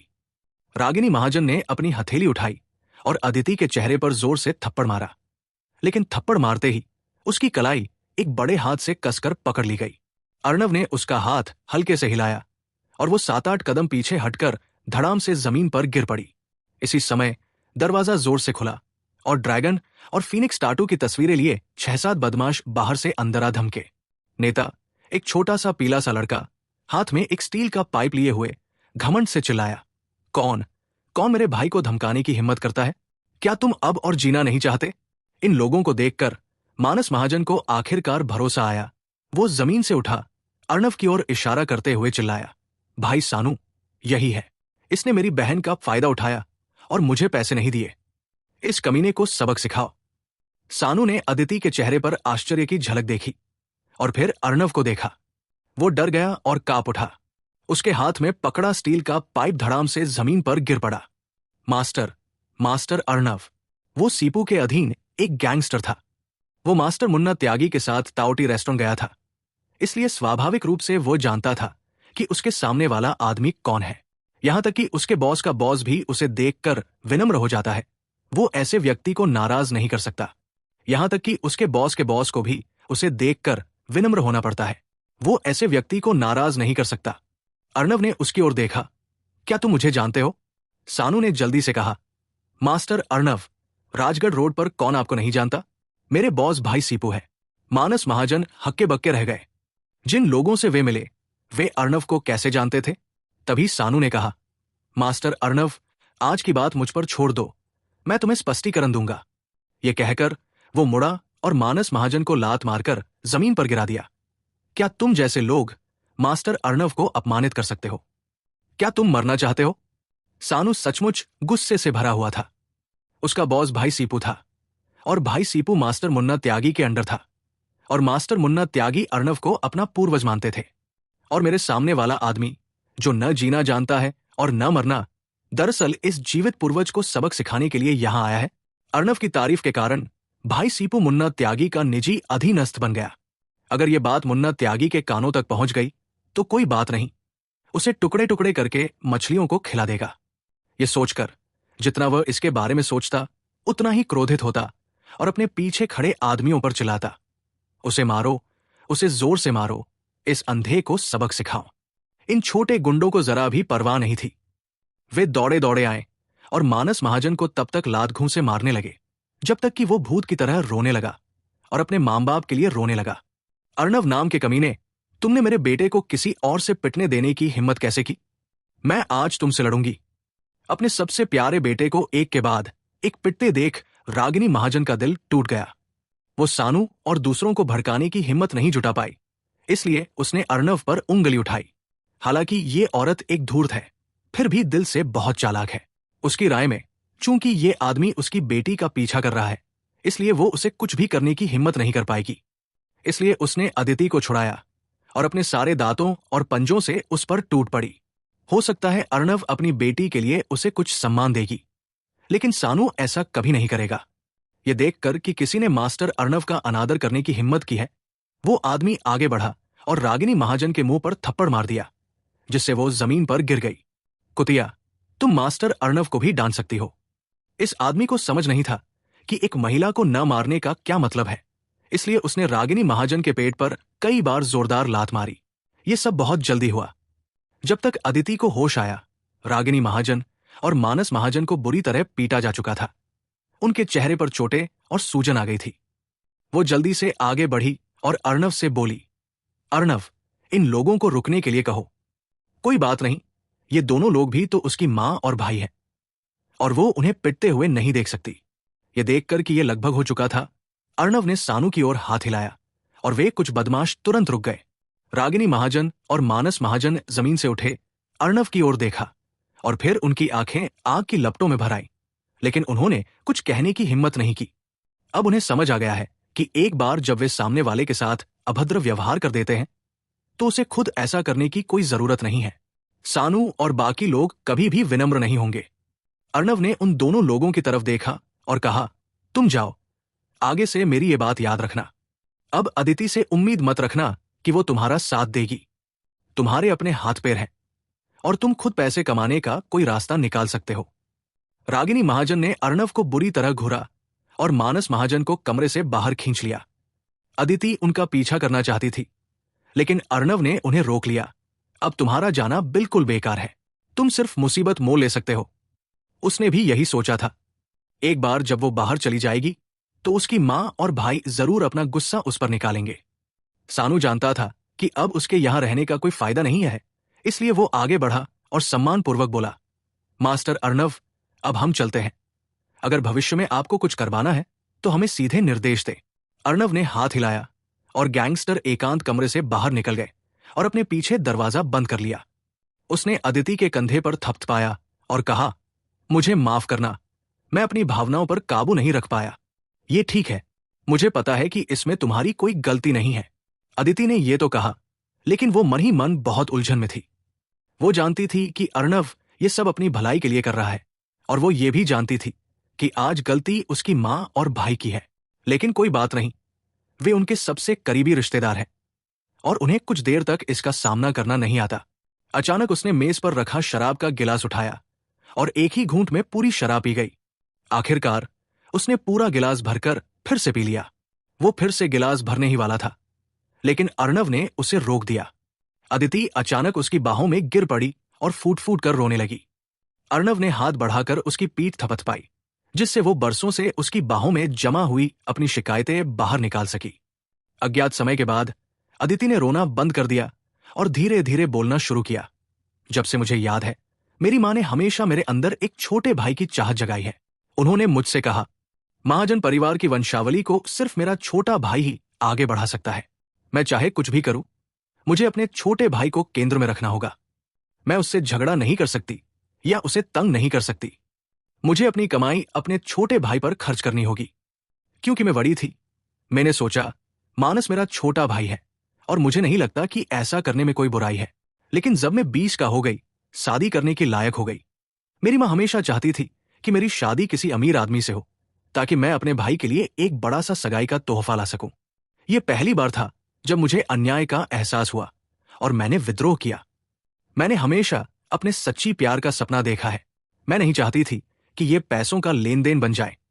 किसी ऐसे व्यक्ति के साथ पूरी जिंदगी बिताने की तो बात ही छोड़िए, जिसे मैं पसंद नहीं करती। तो उस समय से मैंने कड़ी मेहनत और पैसा कमाना शुरू कर दिया। चाहे मुझे कितनी भी तकलीफ या शिकायत क्यों न झेलनी पड़े, इससे कोई फर्क नहीं पड़ा। मैं बस अपनी माँ और भाई को संतुष्ट करना चाहती हूँ और उम्मीद करती हूँ कि संतुष्ट होने के बाद वे मेरी कमाई पर कोई असर नहीं डालेंगे। लेकिन जैसे जैसे समय बीतता गया, मुझे एहसास हुआ कि ये सब एक विलासिता थी। मैंने कितनी भी कोशिश की, पैसा कमाने की रफ्तार उनके खर्च करने की रफ्तार के साथ कभी नहीं चल पाई। उनका पेट नहीं भरता और वो मुझे किसी अमीर आदमी से शादी करने के लिए मजबूर करते रहते हैं। ये कहते हुए उसका गला रुंध गया और वो फिर से रोने लगी। अर्णव ने कहा, दरअसल तुम्हारी सोच गलत है। वो सिर्फ तुम्हारे रिश्तेदार हैं और तुम उनके लिए पैसा कमाने का जरिया नहीं हो। अपने माता पिता का पालन पोषण करना हमारा फर्ज है, लेकिन अफसोस की बात है कि तुम्हारे माता पिता अभी इतने बूढ़े नहीं हुए हैं कि उनका पालन पोषण किया जा सके। उनके पास काम करने की क्षमता है और वो अपने हाथों से खाना खा सकते हैं। अपने भाई की तो बात ही छोड़ो, तुम्हें इतने बड़े आदमी का पालन पोषण करने की कोई जरूरत नहीं है। उसकी पत्नी और उसके होने वाले बच्चे की तो बात ही छोड़ो। तुम पर उनका कोई कर्ज नहीं है और तुम्हारी कोई जिम्मेदारी या दायित्व नहीं है कि तुम अपनी कमाई का सारा पैसा उन्हें दे दो। अदिति ने कहा, लेकिन वे मेरे सबसे करीबी लोग हैं। मुझे विश्वास है कि जब मैं मुश्किलों में पड़ूंगी तो वे मेरी मदद करेंगे। अर्णव ने कहा, तुम बहुत ज्यादा सोच रहे हो। उनकी नजर में तुम सिर्फ पैसा कमाने का एक जरिया हो और तुम्हारा कोई पारिवारिक रिश्ता नहीं है, वरना वे तुम्हें शहर के उस गांव के जिसे छोटे से घर में अकेले रहने भी नहीं देते। तुम्हारा खून अथाह गड्ढे की तरह चूसने की तो बात ही छोड़ो दो। बात करते हुए उसने पाया कि वो लड़की उसकी बाहों में सो गई है। उसकी सांसों से शराब की हल्की सी खुशबू आ रही है। जैसा कि कहावत है, एक से ज्यादा गिलास शराब आपको उदास कर सकती है। अदिति पहले से ही बुरे मूड में थी और उसकी कम पीने की क्षमता के साथ साथ लगातार 2 गिलास रेड वाइन पीने के बाद वो पूरी तरह से नशे में धुत हो गई। अच्छा, इतनी कम मात्रा में शराब में भला कौन सी शराब पी जा सकती है? और कोई रास्ता नहीं था। अर्णव बस अदिति को रेस्टोरेंट से बाहर ले जाकर अपनी कार में बिठा सकता था। शुरू में वो उसे डॉक्टर बैद्यराज फार्मास्यूटिकल के स्थित जनरल मैनेजर के घर पर वापस भेजना चाहता था, लेकिन सोचने पर पता चला कि वो तो उसका कार्यस्थल था। अगर कल पता चल जाए कि चेयरमैन नशे में धुत जनरल मैनेजर के साथ वापस आया है, तो शायद ये अच्छी खबर न हो। इससे लोग गलतफहमी में पड़ जाएंगे कि अदिति के जनरल मैनेजर बनने का कारण पूरी तरह से गुप्त संबंध था। ये सोचकर वो सीधे रॉयल विला वापस चला गया। वैसे भी उसके विला में कई कमरे थे। घर लौटकर वो अदिति को अतिथि कक्ष में ले गया और बिस्तर पर लिटा दिया। उसने बिस्तर पर लेटी महिला पर नजर डाली। जैसा कि कहावत है, एक मदहोश सुंदरी का आकर्षण असीम होता है। उसने आज इसका प्रत्यक्ष अनुभव किया। इस समय अदिति के गोरे गाल नशे से लाल हो गए थे, जिससे वो और भी सुंदर लग रही थी। उसने रजाई ओढ़ने में मदद की और जाने के लिए मुड़ा, लेकिन नशे में धुत अदिति ने अचानक उलझन में अपनी आंखें खोली और उसे कमर से पकड़ लिया। मत जाओ छोटे राजकुमार, मत जाओ। मुझे तुम्हें ढूंढने में बहुत मुश्किल हो रही है। अच्छा, अर्णव को एहसास हुआ कि उसने गलत व्यक्ति को पहचान लिया है और उसे कोई छोटा राजकुमार समझ लिया है, और उसने जल्दी से कहा, अदिति, मुझे जाने दो। तुमने गलत व्यक्ति को पहचान लिया है। लेकिन अदिति का जाने देने का कोई इरादा नहीं था। वो बिस्तर से उछल पड़ी और अर्णव की बाहों में गिर पड़ी। उसने अपनी बाहें उसके गले में कसकर लपेट ली और अचानक अपने खूबसूरत लाल होंठों से उसे चूम लिया। छोटे राजकुमार, मत जाओ, बस मुझे ले जाओ। मैं किसी ऐसे व्यक्ति से शादी नहीं करना चाहती जो मुझे पसंद नहीं। मैं तुम्हारी औरत बनना चाहती हूं। खुद से बुदबुदाते हुए उसने अपने कपड़े फाड़ दिए, जिससे उसकी त्वचा के बड़े बड़े हिस्से दिखाई देने लगे। अच्छा, अर्णव पर इतनी खूबसूरत औरत ने हमला किया था। उसका खून अचानक से उबल पड़ा और उसके पूरे शरीर में आग लग गई। उसने जल्दी से हाथ बढ़ाकर अदिति के एक एक्यूपंक्चर बिंदु को छुआ और वो औरत आखिरकार शांत हो गई। अर्णव ने उसे बिस्तर पर लेटने को कहा, उसे रजाई ओढ़ाई, फिर बाथरूम में भागा, शॉवर चालू किया और उसके शरीर पर सिर से पैर तक ठंडा पानी डाला। बमुश्किल उसके शरीर की आग बुझाई। अगली सुबह जब अदिति ने आंखें खोली तो उसने खुद को एक अजीब माहौल में पड़ा पाया। उसके दिल में एक अजीब सी घबराहट दौड़ गई और उसने जल्दी से अपने कपड़े और स्थिति की जांच की और राहत की सांस ली जब उसने पाया कि उसके साथ कोई छेड़छाड़ नहीं हुई थी। उसने अपना सिर जोर से रगड़ा और याद करने की बहुत कोशिश की कि कल रात क्या हुआ था, लेकिन उसे बस अर्णव और उसकी मां और भाई के बीच हुई झड़प याद थी, और फिर उसे कुछ भी याद नहीं था। यहां कैसे पहुंचा ये तो दूर की बात है। इसी समय दरवाजा खुला और अर्णव बाहर से अंदर आया। उठो, जल्दी से नहा लो और फिर नाश्ता कर लो, वरना बाद में काम के लिए देर हो जाएगी। अदिति बोली, क्या तुम मुझे वापस ले आए? अगर मैं ये नहीं हूं तो और कौन हो सकता है? तुम्हारे आत्मघाती शराब पीने के तरीके से जाहिर है कि तुम मुझे छेड़ना चाहते थे। शुक्र है ये मैं था। इस पल अदिति को कुछ बची हुई यादें ताजा हो गई। उसके गालों पर 2 लाल निशान थे और उसने शर्म से अर्णव को देखा। वो अर्णव, मैंने कल कुछ भी गलत नहीं किया था, है ना? अर्णव ने कहा, तुम पूछ रहे हो? कल तुम बस मुझे छेड़ने का मौका ढूंढ रहे थे। शुक्र है मैं दृढ़ इच्छाशक्ति वाला था और मैंने तुम्हें और खुद को रोक लिया। अदिति अब पूरी तरह से शर्मिंदा थी और उसके गाल इतने लाल हो गए थे कि ऐसा लग रहा था जैसे उसके चेहरे से खून टपक रहा हो। अर्णव ने उसे शर्मिंदगी से दूर रखने के लिए चुंबन की बात को छुपाकर मुस्कुराया और बोला, हाय, मैं तुम्हें चिढ़ा रही थी। तुमने कल बहुत ज्यादा पी लिया था और एक अच्छे बच्चे की तरह व्यवहार कर रही थी। चिंता मत करो, तुमने कल कुछ गलत नहीं किया है। अपनी शर्मिंदगी दूर करने के लिए अदिति ने इधर उधर देखा और पूछा, ये कहाँ है? ये मेरा घर है। अर्णव ने कहा, मुझे डर था कि कंपनी के लोग ये गलती कर देंगे कि मैंने जनरल मैनेजर के साथ छेड़छाड़ करने का मौका भुनाई है, इसलिए मैंने तुम्हें वापस नहीं भेजा और सीधे घर ले आया। अदिति होशियार थी, उसे तुरंत इसके पीछे का मतलब समझ आ गया। अगर वो नशे में धुत होकर अर्णव के साथ कंपनी में स्थित अपनी नई घर पर वापस जाता तो मुझे डर है कि उसकी और आलोचना होती, जिसका उसके भविष्य के काम पर बुरा असर पड़ता। ये सोचकर कि ये आदमी कितना ध्यान रख रहा था, वो फिर से भावुक हो गई। अर्णव, शुक्रिया। मैं अपनी मां और भाई के लिए तुमसे माफी मांगती हूं। माफी मांगने की कोई जरूरत नहीं है, लेकिन मुझे लगता है कि पारिवारिक रिश्तों को संभालने के तुम्हारे तरीके में कुछ गड़बड़ है। अगर तुम इसी तरह चलते रहे तो देर सवेर कुछ न कुछ जरूर होगा। अदिति एक पल के लिए चुप रही। लेकिन मैं क्या कर सकती हूं? अर्णव ने कहा, और क्या किया जा सकता है? एक बहन और बेटी को जो करना चाहिए वही करो और जो नहीं करना चाहिए वो मत करो, वरना उल्टा असर होगा। अदिति ने सिर हिलाया। ठीक है, मुझे सोचने दो। अर्णव ने इस बारे में और कुछ नहीं कहा। चलो, मैंने नाश्ता बना लिया है। अदिति ने थोड़ी देर खुद को तरोताजा किया और अर्णव के पीछे डाइनिंग में चली गई। अर्णव, क्या ये तुम्हारा घर है? ये वाकई बहुत सुंदर है। ये मेरा घर है, अगर तुम चाहो तो यहां रह सकते हो। वैसे भी यहां बहुत सारे कमरे हैं। अदिति ने कहा, यह ठीक नहीं होगा। कंपनी के हालात भी अच्छे हैं, वहां रहना और काम करना ज्यादा सुविधाजनक है। दरअसल अगर वो यहां रहती है तो उसे इस बात की ज्यादा चिंता है कि दूसरे उसे गलत समझेंगे। अगर भविष्य में उसे वो छोटा पियानो राजकुमार मिल गया तो क्या होगा? नाश्ते में तरह तरह की डिश थी। जैसा कि कहावत है, गरीब बच्चे जल्दी ही उस्ताद बन जाते हैं। अर्णव बचपन से ही कुकिंग में माहिर है। अदिति ने बन का एक टुकड़ा लिया और कहा, अर्णव, तुम्हारा नाश्ता बहुत स्वादिष्ट है। अगर स्वादिष्ट है तो और खाओ।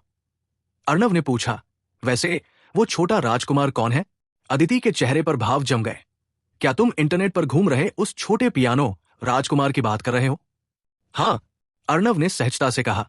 दरअसल वो बस उत्सुक था और जानना चाहता था कि नशे में धुत होने के बाद अदिति ने किसे फोन किया था। क्या तुमने वो वीडियो नहीं देखा जो इंटरनेट पर वायरल हुआ था? अदिति ने अपने हाथों से कटोरिया और चॉपस्टिक नीचे रखते हुए अपना फोन चालू करके लिटिल पियानो प्रिंस का अनमोल वीडियो चलाते हुए कहा। अर्णव ने अभी दलिया का एक घूंट लिया ही था कि उसने वीडियो में तस्वीर देखी और जोर जोर से खांसने लगा। अर्णव, तुम्हें क्या हुआ है? अदिति ने जल्दी से एक ग्लास पानी निकाला और उसे दे दिए। कुछ नहीं, मैंने दलिया जल्दी जल्दी पी लिया। अर्णव शांत हुआ, फिर फोन की ओर इशारा करते हुए बोला, क्या यही वो छोटा पियानो प्रिंस है जिसके बारे में तुम बात कर रहे हो? अदिति ने नशे में सिर हिलाया, मानो किसी लड़की को पहली बार प्यार हुआ हो। देखो मेरा छोटा पियानो प्रिंस कितना सुंदर है और वो पियानो कितना अच्छा बजाता है। इसी जन्म में मेरी उससे शादी तय है। ओह, तुम उसे जानते हो? अदिति ने सिर हिलाया और कहा, मैं उसे नहीं जानती। मुझे अभी तक पता नहीं चला कि छोटा राजकुमार कौन है। अर्णव ने कहा, तुम उस व्यक्ति को जानते भी नहीं। क्या तुम बहुत जल्दबाजी नहीं कर रहे हो? अगर उसकी पत्नी होगी तो क्या होगा? अदिति मुस्कुराई और बोली, मुझे इतनी परवाह नहीं है। अगर उसकी पत्नी भी होगी तब भी मैं छोटे राजकुमार की प्रेमिका बनने को तैयार हूं। अर्णव कुछ देर के लिए अवाक रह गया, लेकिन तभी वीडियो स्क्रीन पलट गई और एक फोन आया। यह सानवी की ओर से एक वीडियो अनुरोध था। अदिति एक पल के लिए हिचकिचाई और फिर वीडियो कनेक्ट कर दिया। फोन के दूसरी तरफ सानवी की मासूम और प्यारी मुस्कान दिखाई दी। अदिति, तुम कहाँ हो? घर बहुत सुंदर लग रहा है। अदिति ने कुछ शर्मिंदगी के साथ कहा। हाँ, ये अर्णव के घर है। मैंने इसे असल में अपनी सबसे अच्छी दोस्त के बॉयफ्रेंड से उधार लिया था, लेकिन मुझे उम्मीद नहीं थी कि आगे इतनी सारी चीजें होंगी, और मैं पूरी रात अर्णव के घर पर ही सोई भी। इस तरह की चीजों को साफ साफ समझाना वाकई मुश्किल है। अर्णव के घर पर, वो भी इतनी सुबह? सानवी ने हैरानी से कहा। क्या हो रहा है? क्या कुछ गलत है? नहीं, तुम जो सोच रहे हो वैसा कुछ नहीं है, अदिति ने घबराई हुई नजरों से समझाया। मैंने कल अर्णव को अपना आभार व्यक्त करने के लिए रात के खाने पर बुलाया था, लेकिन मैंने ज्यादा पी ली थी, इसलिए वो मुझे वापस ले आया। लेकिन हमारे बीच असल में कुछ नहीं हुआ। अदिति, तुम इतनी घबराई हुई क्यों हो? वीडियो में सानवी खिलखिलाकर हंसी। घबराने की कोई बात नहीं है, हम अच्छी बहनें हैं। अगर अर्णव तुम्हें पसंद हो तो इसका इस्तेमाल कर लो, मुझे कोई आपत्ति नहीं है, अदिति ने आगे कहा। नहीं, ऐसा कुछ भी नहीं है। बात बदलने के लिए उसने कहा, अर्णव अब मेरे बॉस है। सानवी का ध्यान तुरंत भटक गया। क्या तुम डॉक्टर वैद्यराज फार्मास्यूटिकल से इंटरव्यू नहीं देने वाली थी? तुम अर्णव की कर्मचारी क्यों बनी? क्या वो तुम्हारा अपहरण किया है और जबरदस्ती की है? चिंता मत करो, मेरा अर्णव अच्छा इंसान है। अगर वो तुम्हें पसंद है तो हम बहन उसे साथ में प्यार करेंगे, वो हम दोनों को संभाल लेगा। लेकिन अफसोस, पियानो राजकुमार व्यभिचारी बन जाएगा। सानवी, मजाक बंद करो, मैं मेरी राजकुमार को कभी धोखा नहीं दूंगा। अर्णव अब डॉक्टर वैद्यराज फार्मास्यूटिकल के बॉस है। अदिति ने संक्षेप में बताया कि क्या हुआ था, और फिर बोली, सानवी, मैं अब तुमसे बात नहीं करूंगी। आज काम का पहला आधिकारिक दिन है, इसलिए हम देर नहीं कर सकते। यह कहकर उसने फोन रख दिया और दोनों ने खाना खत्म किया।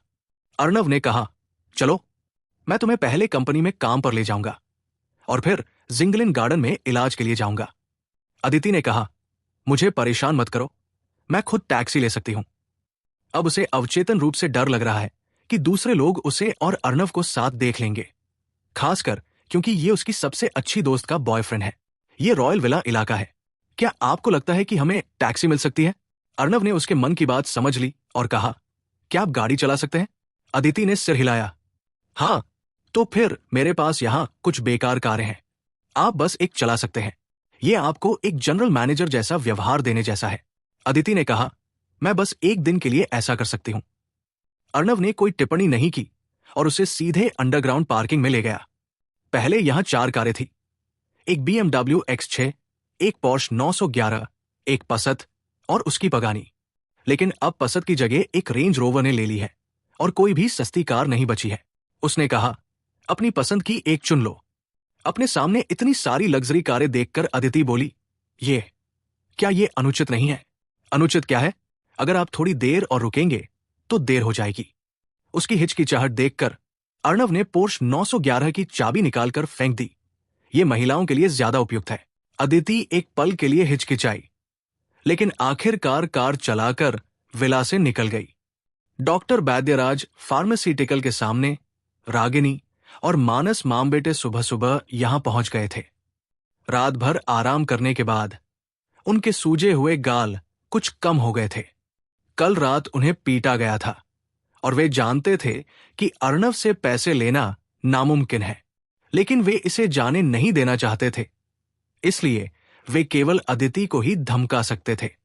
अपने सामने बने आलीशान कार्यालय भवन को देखते हुए मानस महाजन ने कड़वाहट से कहा, अर्णव, ये कमीना इतना अमीर है, फिर भी हमें एक पैसा भी नहीं देता। रागिनी महाजन ने कहा, सबसे घिनौनी बात तो यह है कि तुम्हारी बहन जाहिर तौर पर एक अमीर आदमी से प्यार करती है, लेकिन उसने हमें कभी बताया नहीं और वो लड़के को समझाने में मदद करने के लिए खड़ी रही। पता चला कि लड़कियां बहिर्मुखी होती है। अब जब वो अमीर हो गई है तो वो हम रिश्तेदारों को तुरंत भूल जाती है। मानस महाजन ने कहा, जब वो आएगी तो हम उसे बुरी तरह डांटेंगे और उससे और पैसे मांगेंगे।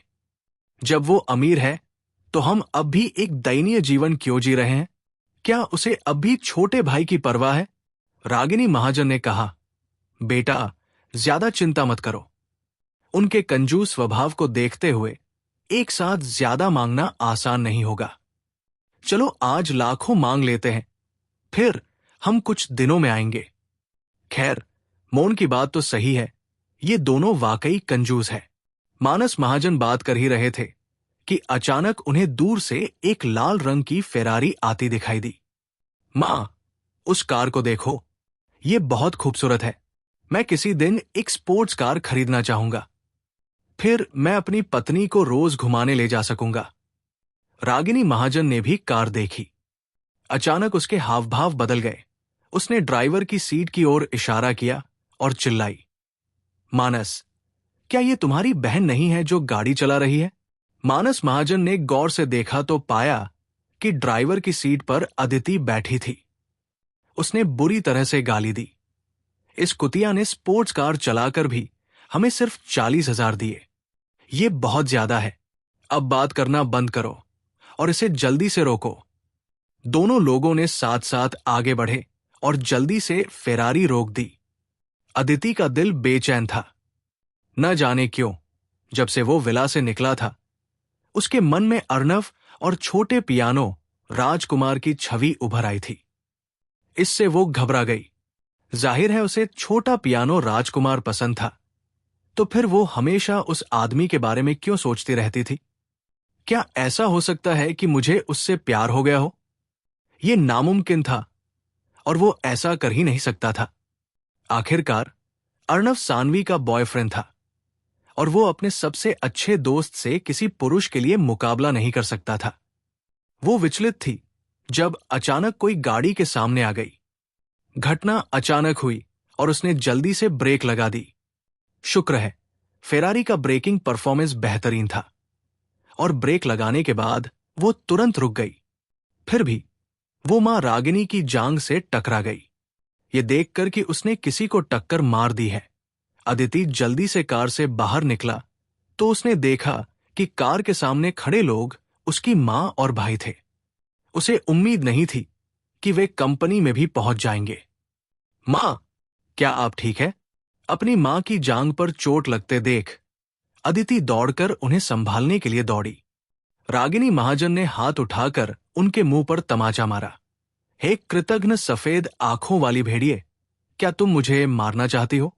अदिति ने दुखी मन से कहा, मां, मुझे कैसे पता चलेगा कि तुम आ रही हो? और तुमने अचानक मेरी गाड़ी क्यों रोक दी? ये कितना खतरनाक है। रागिनी महाजन ने अपनी जांघें हिलाई, लेकिन उन्हें ज्यादा चोट नहीं आई। फिर वो फिर से चिल्लाई, क्या हुआ? फेरारी चलाना बहुत अच्छा है।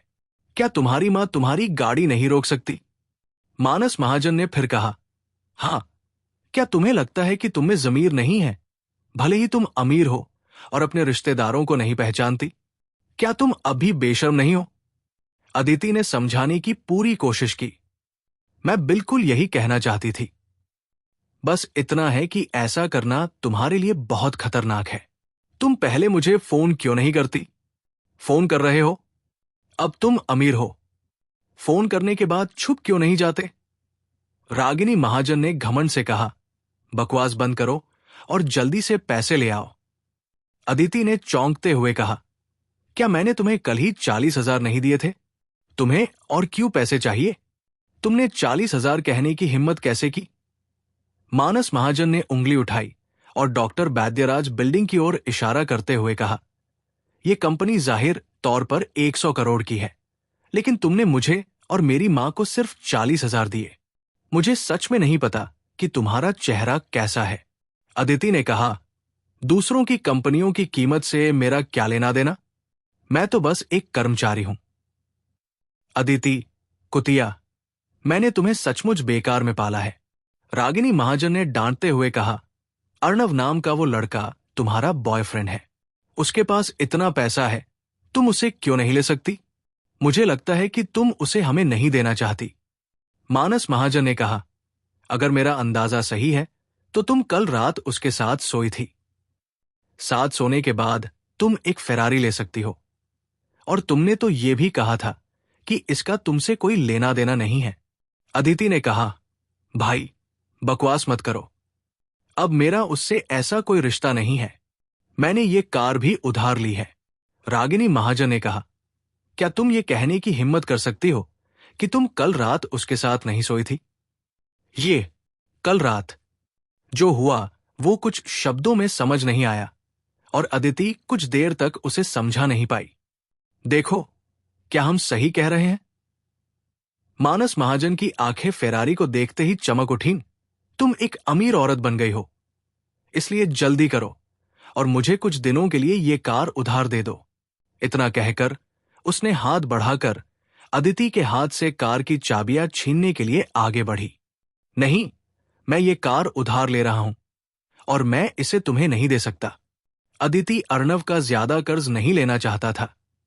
ये कार अपने छोटे भाई को देना तो दूर की बात थी। अगर उसे सचमुच चाबियां देनी ही पड़ती तो उन्हें वापस पाना मुश्किल होता। मानस महाजन कार की चाबी नहीं छीन पाए और गुस्से से बोले, बहन, क्या तुम अभी मुझे अपना भाई मानते हो? क्या तुम अभी हमें अपना रिश्तेदार मानते हो? अदिति ने कहा, भाई नाराज मत हो, मैंने सचमुच ये कार उधार ली है और मैं इसे तुम्हें नहीं दे सकती।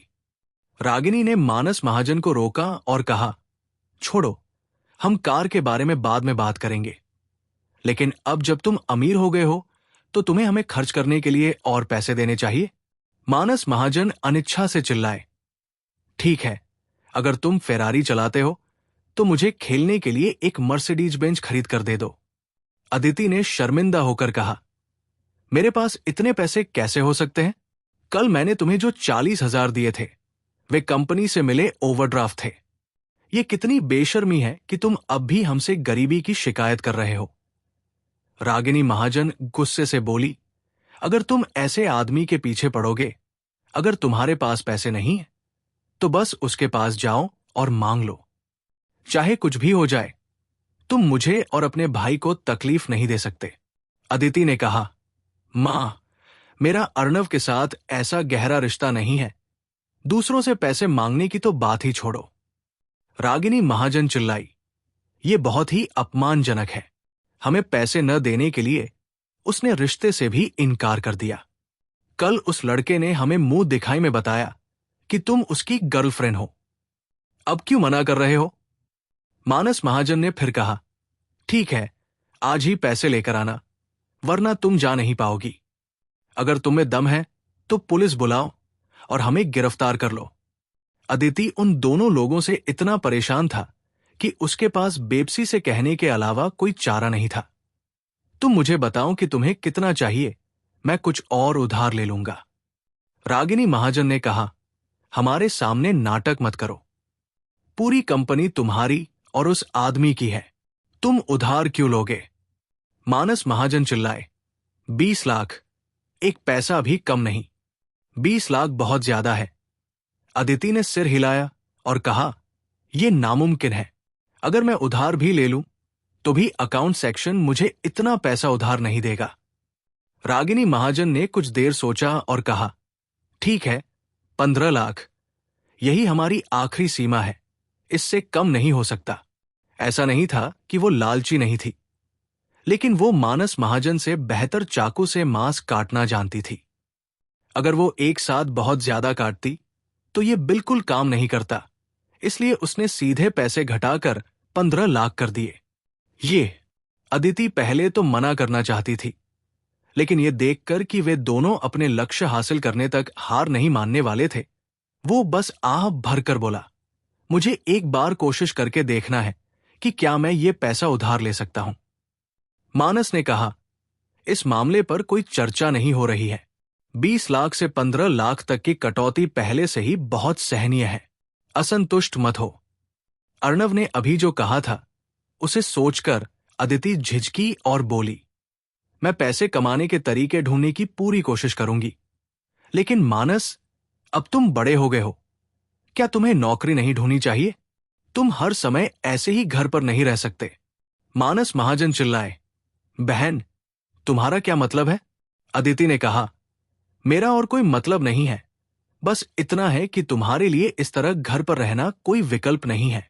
क्या तुम चाहते हो कि मैं जीवन भर तुम्हारा साथ दूं? रागिनी महाजन ने अचानक असंतुष्ट होकर कहा, क्या बात कर रही हो बेटी? वो तुम्हारा सगा भाई है, उसे जिंदगी भर यूं ही पालने में क्या हर्ज है? मानस महाजन ने आत्मविश्वास से कहा, यह सही है, मैं अपने परिवार में अकेला पुरुष हूं और वे वंश को आगे बढ़ाने के लिए मेरी ओर इशारा करते हैं। काम पर जाना कितना थका देने वाला होता है। अगर इसका असर मेरे पोते के जम पर पड़ा तो क्या होगा? रागिनी महाजन ने कहा, ठीक है, बकवास ज्यादा मत करो, जल्दी करो और हमारे लिए पैसे जुटाने का कोई रास्ता निकालो। शाम को जब तुम काम से छुट्टी लोगे तब हम पैसे लेने आएंगे। इसके बाद वो मानस महाजन को लेकर यहां से चली गई। अदिति महाप्रबंधक के कार्यालय में आई और 15 लाख के बारे में सोचकर उसका सिर दर्द करने लगा। कुछ देर की खामोशी के बाद उसके पास अपना मोबाइल फोन निकालकर अर्णव का नंबर डायल करने के अलावा कोई चारा नहीं था। अर्णव अभी अभी प्राचीन औषधि उद्यान पहुंचे थे। उन्होंने फोन उठाया और कहा, क्या हुआ आदिति? क्या कंपनी में कुछ गड़बड़ है? नहीं, कंपनी में सब कुछ ठीक है, आदिति ने हिचकिचाते हुए कहा। मैं बस कंपनी से कुछ पैसे ओवरड्राफ्ट कराना चाहती हूं। क्या आपको लगता है कि यह ठीक है? अर्णव ने कहा। आपको कितने पैसे चाहिए? 15,000,000। ये संख्या बताते हुए आदिति को शर्मिंदगी महसूस हुई। तुम्हें इतने पैसों की क्या जरूरत है? क्या वे तुमसे फिर से पैसे मांग रहे हैं? अर्णव अब अदिति के स्वभाव को अच्छी तरह जानता है। वो बहुत ही किफायती लड़की है और अब जब उसका घर बस गया है तो उसके पास इतना ज्यादा खर्चा भी नहीं है। अदिति पहले तो ये कहना नहीं चाहती थी, लेकिन वो इस तरह की बात छिपा नहीं सकती थी, इसलिए वो बस इतना ही कह पाई, हाँ, वे अभी कंपनी में थे। उन्होंने मुझे दरवाजे पर रोका और मुझसे 15 लाख ले आने को कहा। नहीं, अर्णव ने दृढ़ता से कहा, मैंने तुमसे कहा था कि उन्हें एक पैसा भी मत देना। ये एक अथाह गड्ढा है जिसे भरा नहीं जा सकता। ये तुम्हें भविष्य में रसातल में ही धकेलेगा। लेकिन अदिति कुछ कहने ही वाली थी कि अर्णव ने उसे बीच में ही टोक दिया और कहा, सुनो अदिति, उनकी डटकर सामना करो, नहीं तो वे भविष्य में तुमसे अंतहीन पैसे मांगते रहेंगे। पहले 30 लाख, फिर 50 लाख, आज 15 लाख है, कल 1 करोड़ भी हो जाएगा। चाहे आप कितना भी कमाएं, उनकी ख्वाहिशें कभी पूरी नहीं कर पाएंगे। ठीक है, अदिति को भी पता था कि अर्णव की बात सही थी, इसलिए उसने फोन रख दिया और उस बारे में सोचना बंद करके पूरी लगन से काम करने लगा। अर्णव ने अपना मोबाइल फोन रख दिया और समय भाटिया चाय का प्याला लेकर आया। मास्टर अर्णव, आप चाय लीजिए। उसने सिर हिलाया और मुलाकात की तैयारी के लिए कपड़े बदलने लगा। समय भाटिया ने चापलूसी भरी नजरों से कहा, मास्टर अर्णव, आपके विचार से मुझे प्राचीन औषधि उद्यान में क्या करना चाहिए? अर्णव ने कुछ देर सोचा। झाड़ू लगाने की जिम्मेदारी आपकी है। हाँ, मास्टर अर्णव। समय को कोई असंतोष नहीं हुआ और वो खुशी खुशी मान गया। उसके लिए अर्णव के आसपास रह पाना बहुत अच्छी बात है। चाहे वो कुछ भी करे, शौचालय साफ करना भी अच्छा है। जैसे ही समय भाटिया बाहर जाने ही वाला था, कई लोग अंदर आ गए। नेतृत्व में अखिल बालानी थे। उनके पीछे सेंट्रल राजगढ़ से जेकब, साउथ वेस्ट जोन से गिरिलाल और मणिलाल, बिगली सिटी से बंसी हेब्बर और राजगढ़ की भूमिगत दुनिया के अन्य प्रमुख लोग थे। इन सभी लोगों के पीछे कई युवक थे। उसने आश्चर्य से कहा, तुम सब यहां क्यों हो? अखिल बालानी ने कहा, भाई अर्णव, हम आपसे कुछ बात करने आए हैं। जेकब और अन्य लोगों ने जल्दी से सिर हिलाया। हाँ, मास्टर अर्णव, हमें आपसे कुछ पूछना है। अर्णव उनके रवैये से भ्रमित हो गए और बोले, अगर आपको कुछ कहना है तो मुझे बताइए। अखिल बालानी ने कुछ देर सोचा और आखिरकार कहा, भाई अर्णव, क्या आपके यहां अभी भी लोगों की कमी है? अर्णव ने कहा, आपका क्या मतलब है? अखिल बालानी ने एक युवक को अपने पीछे से खींच लिया। भाई अर्णव, ये मेरा भतीजा रौनव बालानी है। बालानी परिवार की 3 पीढ़ियों में इसे एक उत्कृष्ट व्यक्ति माना जाता है। क्या आपको लगता है कि आप इसे भविष्य में अपने साथ रहने दे सकते हैं? अर्णव ने कहा, क्यों? क्या वो एक डॉक्टर है? नहीं, वो डॉक्टर नहीं है। अखिल बालानी ने कहा, क्या आपके क्लिनिक में नौकरों, सफाई कर्मचारियों या अन्य अतिरिक्त नौकरियों की कोई कमी है? जब तक भाई अर्णव उसे यहां रेहन दे सकते हैं, मैं कुछ भी कर सकता हूं। अर्णव कुछ समझ गया, घूमा और समय भाटिया को घूर कर देखा और बोला, तुम दोनों बड़बोले, चीजों को इतनी जल्दी फैला दी। समय भाटिया के हाव भाव बदल गए और उसने तुरंत घबराहट में कहा, दरअसल कुछ नहीं हुआ। मैंने कल रात ही उन्हें दिखा दिया था कि हम पहले से ही नश्वर स्तर के योद्धा हैं। उसने ये बात थोड़ी संयत स्वर में कही, लेकिन असल में उसने और अंकुर त्यागी ने कल रात सचमुच दिखावा किया था। उन्होंने कहा कि उन्होंने सिर्फ आधे दिन के लिए मास्टर अर्णव का अनुसरण किया था और नश्वर स्तर तक पहुंच गए। यहां तक कि भविष्य में आध्यात्मिक स्तर तक पहुंचना भी बस समय की बात है। राजगढ़ शहर में शुरुआत में लोगों का दायरा बहुत बड़ा नहीं था, खासकर उनके करीबी लोग, जो खबर मिलते ही भड़क उठे।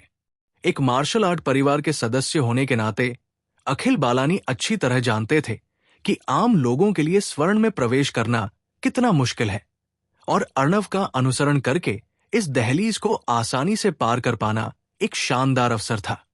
इसलिए खबर मिलने के बाद वो बिना किसी हिचकिचाहट के अपने भतीजे के साथ दरवाजे पर आया, इस उम्मीद में कि रौनव बालानी भी उसका फायदा उठाएगा। वो अकेला ऐसा नहीं था जिसके पास विचार थे। भाटिया परिवार और मुन्ना त्यागी के अलावा, जिन्हें पहले ही फायदा हो चुका था, कई और बड़े बॉस भी अपने भतीजों को औषधि उद्यान ले आए। उन सबका एक ही उद्देश्य है, अपने बच्चों को अर्णव के साथ रखना। उसकी बात सुनकर अर्णव को तुरंत इन लोगों के इरादे समझ आ गए। इस समय जेकब ने कहा, गुरु अर्णव, ये मेरा बेटा जुनैद है। क्या आपको लगता है कि आप उसे अपने साथ रहने दे सकते हैं? गिरिलाल ने कहा, मास्टर अर्णव, ये मेरा बेटा अरविंद है। बंसी हैबर ने कहा, मास्टर अर्णव, ये मेरा बेटा रवि हैबर है। कई लोग अपने आसपास मौजूद युवाओं से परिचय कराने के लिए दौड़े ताकि अर्णव पर अच्छा प्रभाव पड़े। नमस्ते मास्टर अर्णव। कई युवाओं ने एक साथ नमस्ते कहा और अर्णव को सम्मान भरी नजरों से देखा। अर्णव ने कहा, मैं आपकी भावनाएं समझता हूं, लेकिन ये एक मेडिकल क्लिनिक है और यहां आकर भी वे कुछ खास नहीं कर सकते। ये देखकर कि उसका अपने बच्चे को अपने यहां रखने का कोई इरादा नहीं है। अखिल बालानी ने कहा, भाई अर्णव, ये बच्चा रौनव कुछ भी कर सकता है। मैं देख रहा हूं कि आप यहां मरम्मत का काम कर रहे हैं। उसे ईंटें हटाने की इजाजत क्यों नहीं दी जाए? अर्णव ने आश्चर्य से कहा, क्या ये उचित है? ये बिल्कुल सही है। अखिल बालानी को डर था कि वो फिर से मना कर देंगे, इसलिए उन्होंने तुरंत कहा, भाई अर्णव, जब तक आप इस बच्चे को स्वीकार कर सकते हैं, हमारा बालानी परिवार प्राचीन औषधि उद्यान को हर महीने 50 लाख रुपए दान करेगा। अखिल बालानी की ईमानदारी देखकर वो मना नहीं कर सका। उसने कहा, ऐसे में उसे रहने दो, पैसों की बात छोड़ो, मेरे यहां पैसों की कोई कमी नहीं है। धन्यवाद भाई अर्णव। अखिल बालानी खुश लग रहा था। रौनव बालानी ने तुरंत सम्मानपूर्वक कहा, धन्यवाद मास्टर अर्णव। अपने बड़े बॉस की सफलता देखकर जेकब ने कहा, मास्टर अर्णव, मेरे बेटे को भी रहने दो, उसे हॉल में झाड़ू लगाने दो। अर्णव के कुछ बोलने से पहले ही समय भाटिया ने पहले कहा, यह काम नहीं करेगा। झाड़ू लगाना मेरा काम है। ईंटें ढोने की तुलना में झाड़ू लगाने का काम बहुत बढ़िया है और उसे आसानी से अपने काम नहीं छोड़ना चाहिए। ये जेकब स्वाभाविक रूप से इस तरह हार नहीं मान सकता था। उसे एक विचार आया और उसने फिर कहा, मास्टर अर्णव, ये बच्चा स्वस्थ और हृष्ट-पुष्ट है। यहां मरामत की काम भी चल रहा है। इसे दीवार तोड़ने देना कैसा रहेगा? अर्णव ने सिर हिलाया, ये आप पर निर्भर है। बंसी हैबर ने आगे कहा, मास्टर अर्णव, मेरे बेटे का खाना बनाने का कौशल बहुत अच्छा है, उसे यहां खाना बनाने देना कैसा रहेगा? हम आगे से सारे खाने और सामग्री का ध्यान रखेंगे। कर सकते हैं। अब जब उसने अपना मुंह खोल दिया था, तो अर्णव दूसरों की प्रतिष्ठा को धूमिल नहीं करना चाहता था, इसलिए वो सीधे सहमत हो गया। अब वहां सिर्फ एक छोटा गिरिलाल मचान बचा था और सभी अच्छे लोग दूसरों ने छीन लिए थे। उसने उत्सुकता से कहा, मास्टर अर्णव, क्या आपके पास यहां कोई और काम है जो मेरा बेटा कर सके? बंसी हेब्बर का मूड अच्छा था और वो मुस्कुराते हुए बोला, अभी देखा तो लगता है कि जानवरों के देखभाल के अलावा कोई और काम बचा ही नहीं है। गिरिलाल बोला, ये कोई बड़ी बात नहीं है। मेरे बच्चे के लिए मास्टर अर्णव के प्राचीन मेडिकल में जानवरों के देखभाल करना अच्छा होगा। अब से मैं ये काम अपने बेटे पर छोड़ दूंगा। उसकी बात सुनकर बाकी लोग जोर से हंस पड़े। इस तरह मामला सुलझ गया और सब खुश हो गए। बड़े मालिक अपने सभी बेटों को प्राचीन औषधि उद्यान में छोड़कर खुशी खुशी चले गए। अर्णव आगे आया और मरीजों का इलाज करने लगा। उसने अभी कुछ मरीजों को देखा ही था कि एक सिल्वर ग्रे हाईलैंडर कार आकर रुकी, दरवाजे के सामने ब्रेक की तेज आवाज के बीच। कार का दरवाजा खुला और एक अधेड़ उम्र का आदमी और औरत बाहर निकले। वो आदमी लगभग 40 साल का है। उसके सिर पर बाल नहीं है और गले में सोने की चेन है। उसका चेहरा भयावह है। ऐसे आदमी को खलनायक बनने के लिए मेकअप की भी जरूरत नहीं होती। औरत ने खूबसूरत कपड़े पहने हैं। उसके चेहरे पर गहरा मेकअप है। कोई भी उसका असली चेहरा नहीं देख सकता। दरवाजे के सामने 2 लोग खड़े थे। गंजे आदमी ने अपने पास रखे कूड़ेदान को लात मारी। औरत घमंड से चिल्लाई, यहां का बॉस कौन है? अर्णव ने भौहें चढ़ाई। जिस कलम से वो लिख रहा था उसे रख दिया, दरवाजे की तरफ बढ़ा, उन दोनों लोगों को देखा और कहा, मैं बॉस हूं। मैं तुम्हारे लिए क्या कर सकता हूं? किसी को उपद्रव मचाने आते देख रौनव बालानी और दूसरे लोग तुरंत अपने साथियों के साथ वहां पहुंच गए। अगर उन्होंने प्राचीन औषधि उद्यान में उपद्रव मचाने की हिम्मत की, तो क्या ये मौत को दावत देना नहीं थी? कई लोग गुस्से में थे। समय भाटिया झाड़ू पकड़े हुए थे। जुनैद के हाथ में एक हथौड़ा था। अरविंद के हाथ में एक गोबर का चम्मच, रवि हेब्बर के हाथ में एक कड़ाही और रौनव बालानी के हाथ में 2 ईंटें थी। बात बस इतनी सी थी कि अर्णव ने ऑर्डर नहीं दिया। वे बस किनारे से देखते रहे और कोई कार्रवाई करने की जल्दी में नहीं थे। अधेड़ उम्र के पुरुष और महिला ने उनको गंभीरता से नहीं लिया, क्योंकि वे आम प्रवासी मजदूर लग रहे थे। महिला ने अपने होंठ सिकोड़ते हुए अर्णव से कहा, मेरा नाम सरोजनी राय है और मैं सक्सेना एंशिएंट फार्मास्यूटिकल की सेल्स मैनेजर हूं। आज से आपके मेडिकल की सभी औषधीय सामग्री की आपूर्ति हमारी जिम्मेदारी होगी। ये कहते हुए उसने एक मुद्रित मूल्य सूची थमा दी। चिकित्सा क्लिनिकों में आमतौर पर इस्तेमाल होने वाली 200 प्रकार की औषधीय सामग्री है। हम आपको हर महीने 5 लाख की आपूर्ति करेंगे। मुझे परवाह नहीं कि आप कितना बेचेंगे या आप इन सभी का इस्तेमाल करते हैं या नहीं, लेकिन आपको हर महीने खरीदना होगा और पैसे देने होंगे। इसके अलावा हमारी कंपनी में 50 तरह की उच्च स्तरीय औषधीय सामग्रियां भी हैं, जैसे कि गैनोडर्मा ल्यूसिडम, वेलवेट एंटीर्स, जिनसिंग आदि। महीने में 5 लाख के साथ साथ हर साल आपको केवल अच्छे गुणवत्ता वालों का कम से कम 2 करोड़ की आपूर्ति स्वीकार करनी होगी। क्या आप समझ रहे हैं कि मेरा क्या मतलब है? सिर्फ आगे बढ़े और बोले, हमारे अपने आपूर्ति चैनल हैं और हम आपकी औषधीय सामग्रियों का बिल्कुल भी उपयोग नहीं करेंगे। और आपकी बिक्री का तरीका भी बहुत अजीब है। क्या ये जबरदस्ती खरीद बिक्री नहीं है?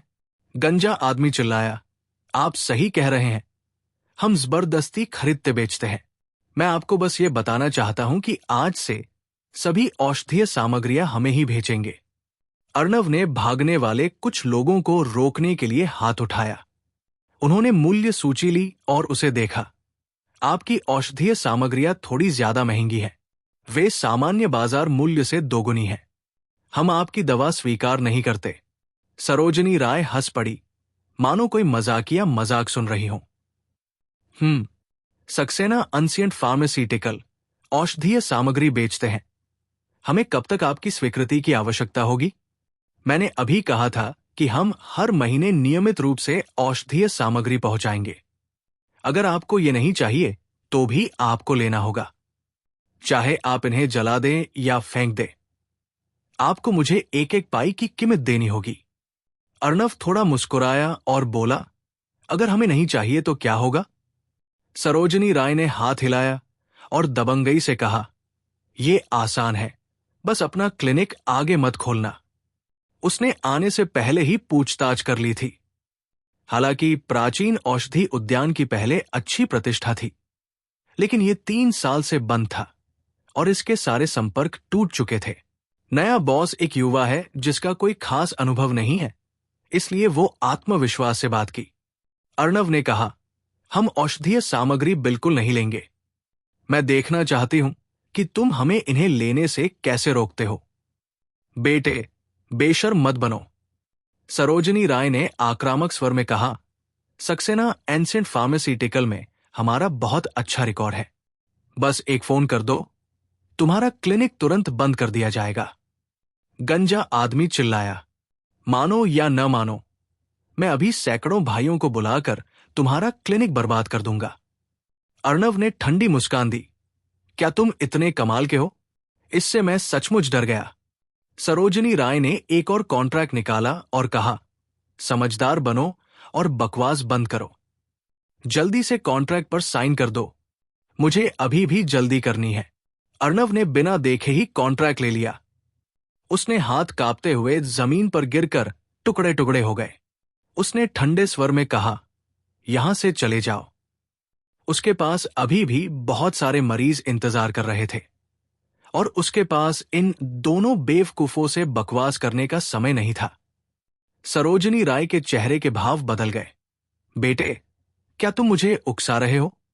गंजे आदमी ने घमंड से चिल्लाकर कहा, अगर तुमने हमारे सक्सेना एंशिएंट फार्मास्यूटिकल कॉन्ट्रैक्ट को फाड़ने की हिम्मत की तो तुम्हारा यह उद्यान पूरी तरह से बर्बाद हो जाएगा।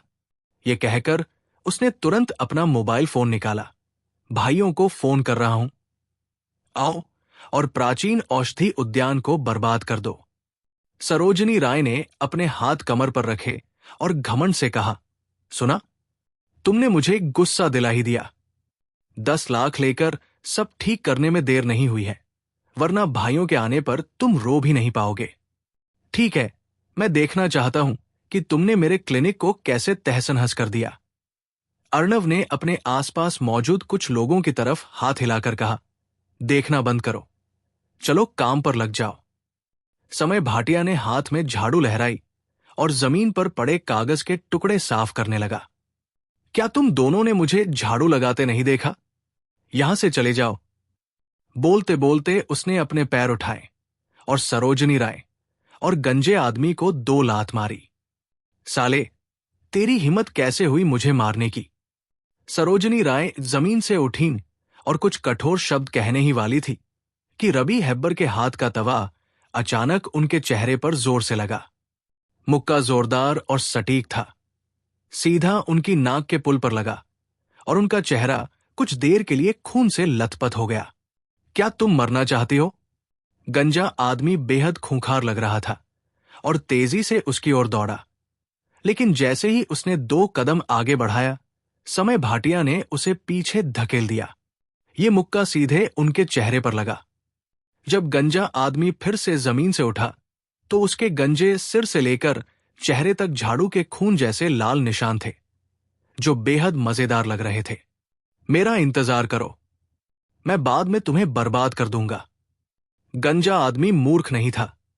वो जानता था कि वो सामने वालों से मुकाबला नहीं कर सकता, इसलिए वो बस कुछ देर के लिए ही इसे बर्दाश्त कर सका और सरोजनी राय के साथ त्वचा की ओर पीछे हट गया। रौनव बालानी ने अपनी नजरें उनकी नई हाईलैंडर पर गड़ा दी और मजाकिया अंदाज में कहा, तुम दोनों ने गाड़ी इतनी गंदी करके क्यों रखा है? आज मेरा मूड अच्छा है और मैं इसे पोंछने में तुम्हारी मदद करूंगा। यह कहकर उसने दोनों हाथों में एक एक ईंट ली और गाड़ी की ओर चल दिया। उसने अपने हाथों को एक साथ ऊपर नीचे किया और चांदी सी दिखने वाली हाईलैंडर तुरंत ईंट के लाल रंग में बदल गई। गंजा आदमी परेशान हो गया और चिल्लाया, इस घटिया चीज को अभी बंद करो। क्या तुम्हें पता है मेरी कार की कीमत कितनी है? लेकिन सामने खड़े ये लोग उसे गंभीरता से कैसे ले सकते थे?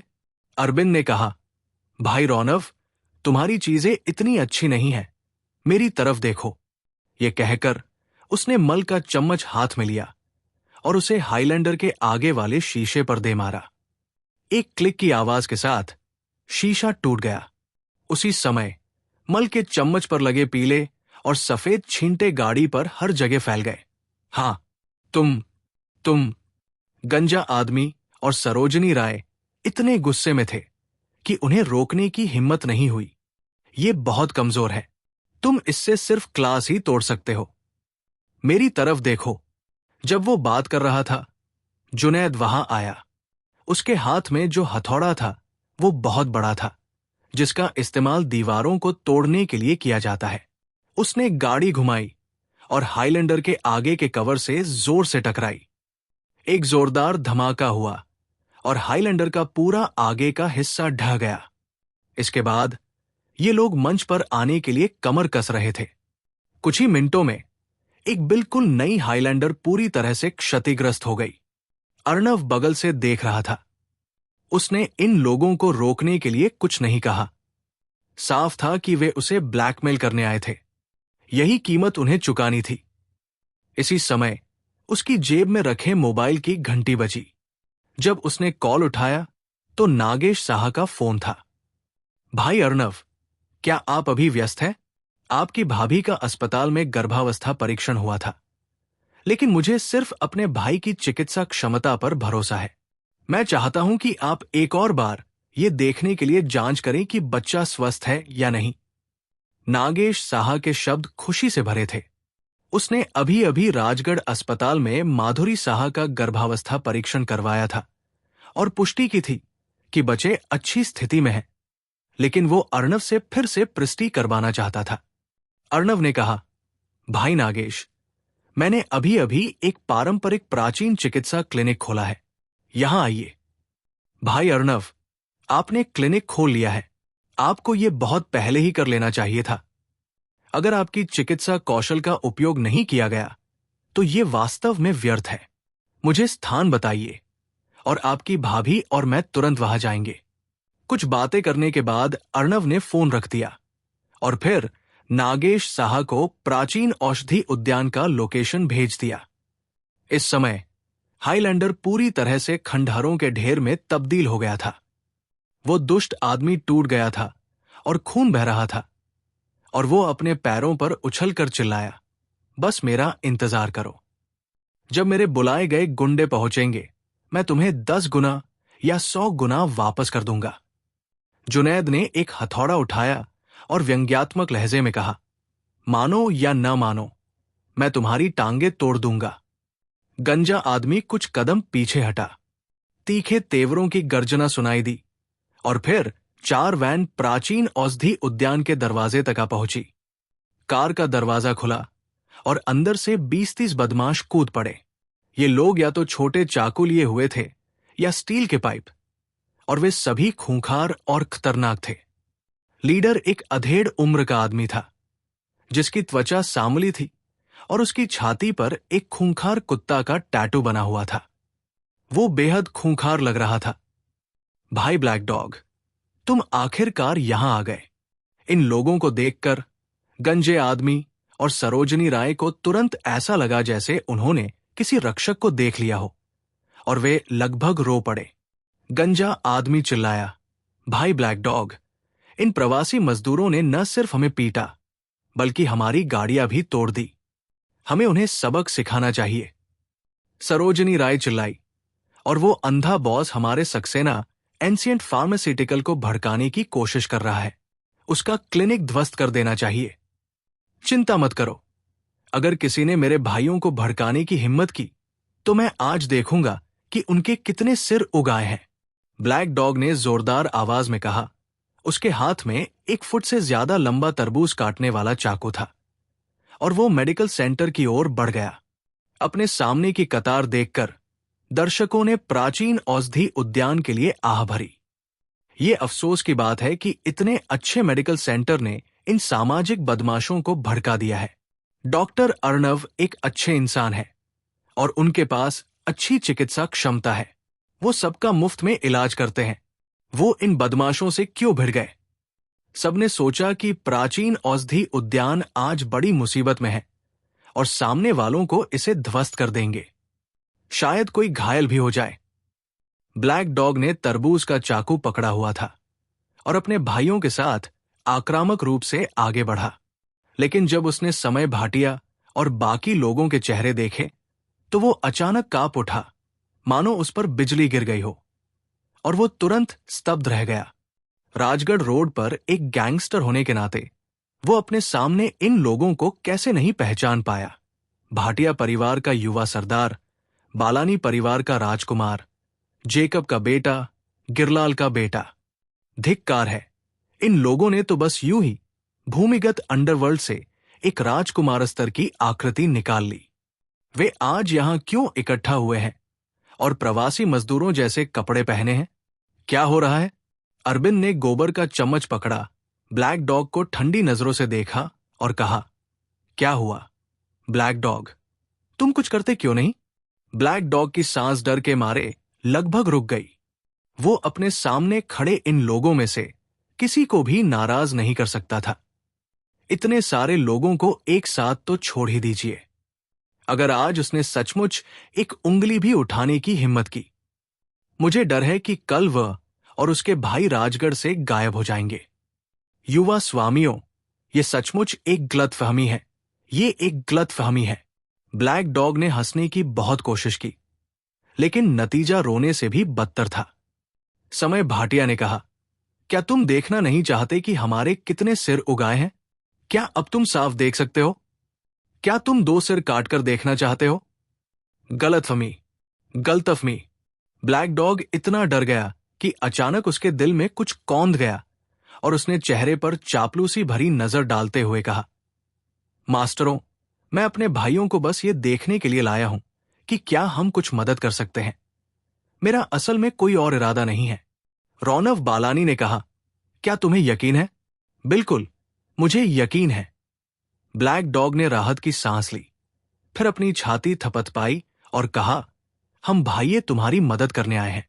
उसके पीछे खड़े बदमाशों ने भी अपने सामने वाले को पहचान लिया और चिल्लाए, हां, हम यहां मास्टरों की मदद करने आए हैं। ये तो आंखें खोल देने वाली बात है। रौनव बालानी ने अपनी उंगली उठाई और बदमाशों में से कुछ बड़े आदमियों की ओर इशारा करते हुए कहा, तुम लोगों के हाथ पैर बड़े लग रहे हैं। ईंटें हिलाना बेकार होगा। जल्दी मेरे साथ आओ। वहां अभी भी बहुत सारी ईंटें हैं जिन्हें हटाया जाना है। जब तक सामान ढोने का काम पूरा नहीं हो जाता, तुम्हें कुछ भी खाने की इजाजत नहीं है। ये कहकर उसने हाथ उठाया और 5-6 बदमाशों को बुलाया और पास में ईंटें हटाने के लिए गया। गंदे सिर वाले ये लोग गोबर साफ करने के लिए अच्छे उम्मीदवार लग रहे हैं, जो मजबूत और हटे कट्टे हैं। खुद को दीवार तोड़ने दो। तुम लोग थोड़े कमजोर हो, लेकिन मेरे लिए फर्श साफ कर दो, इससे ज्यादा फर्क नहीं पड़ता। आखिरकार रवि हेब्बर ने ब्लैक डॉग और बाकियों को, जिनके हाथ में चाकू थे, देखा और कहा, तुम सब मेरे लिए सब्जियां काटोगे। पलक झपकते ही ये 20 बदमाश अलग हो गए और प्राचीन औषधि उद्यान में काम करने लगे।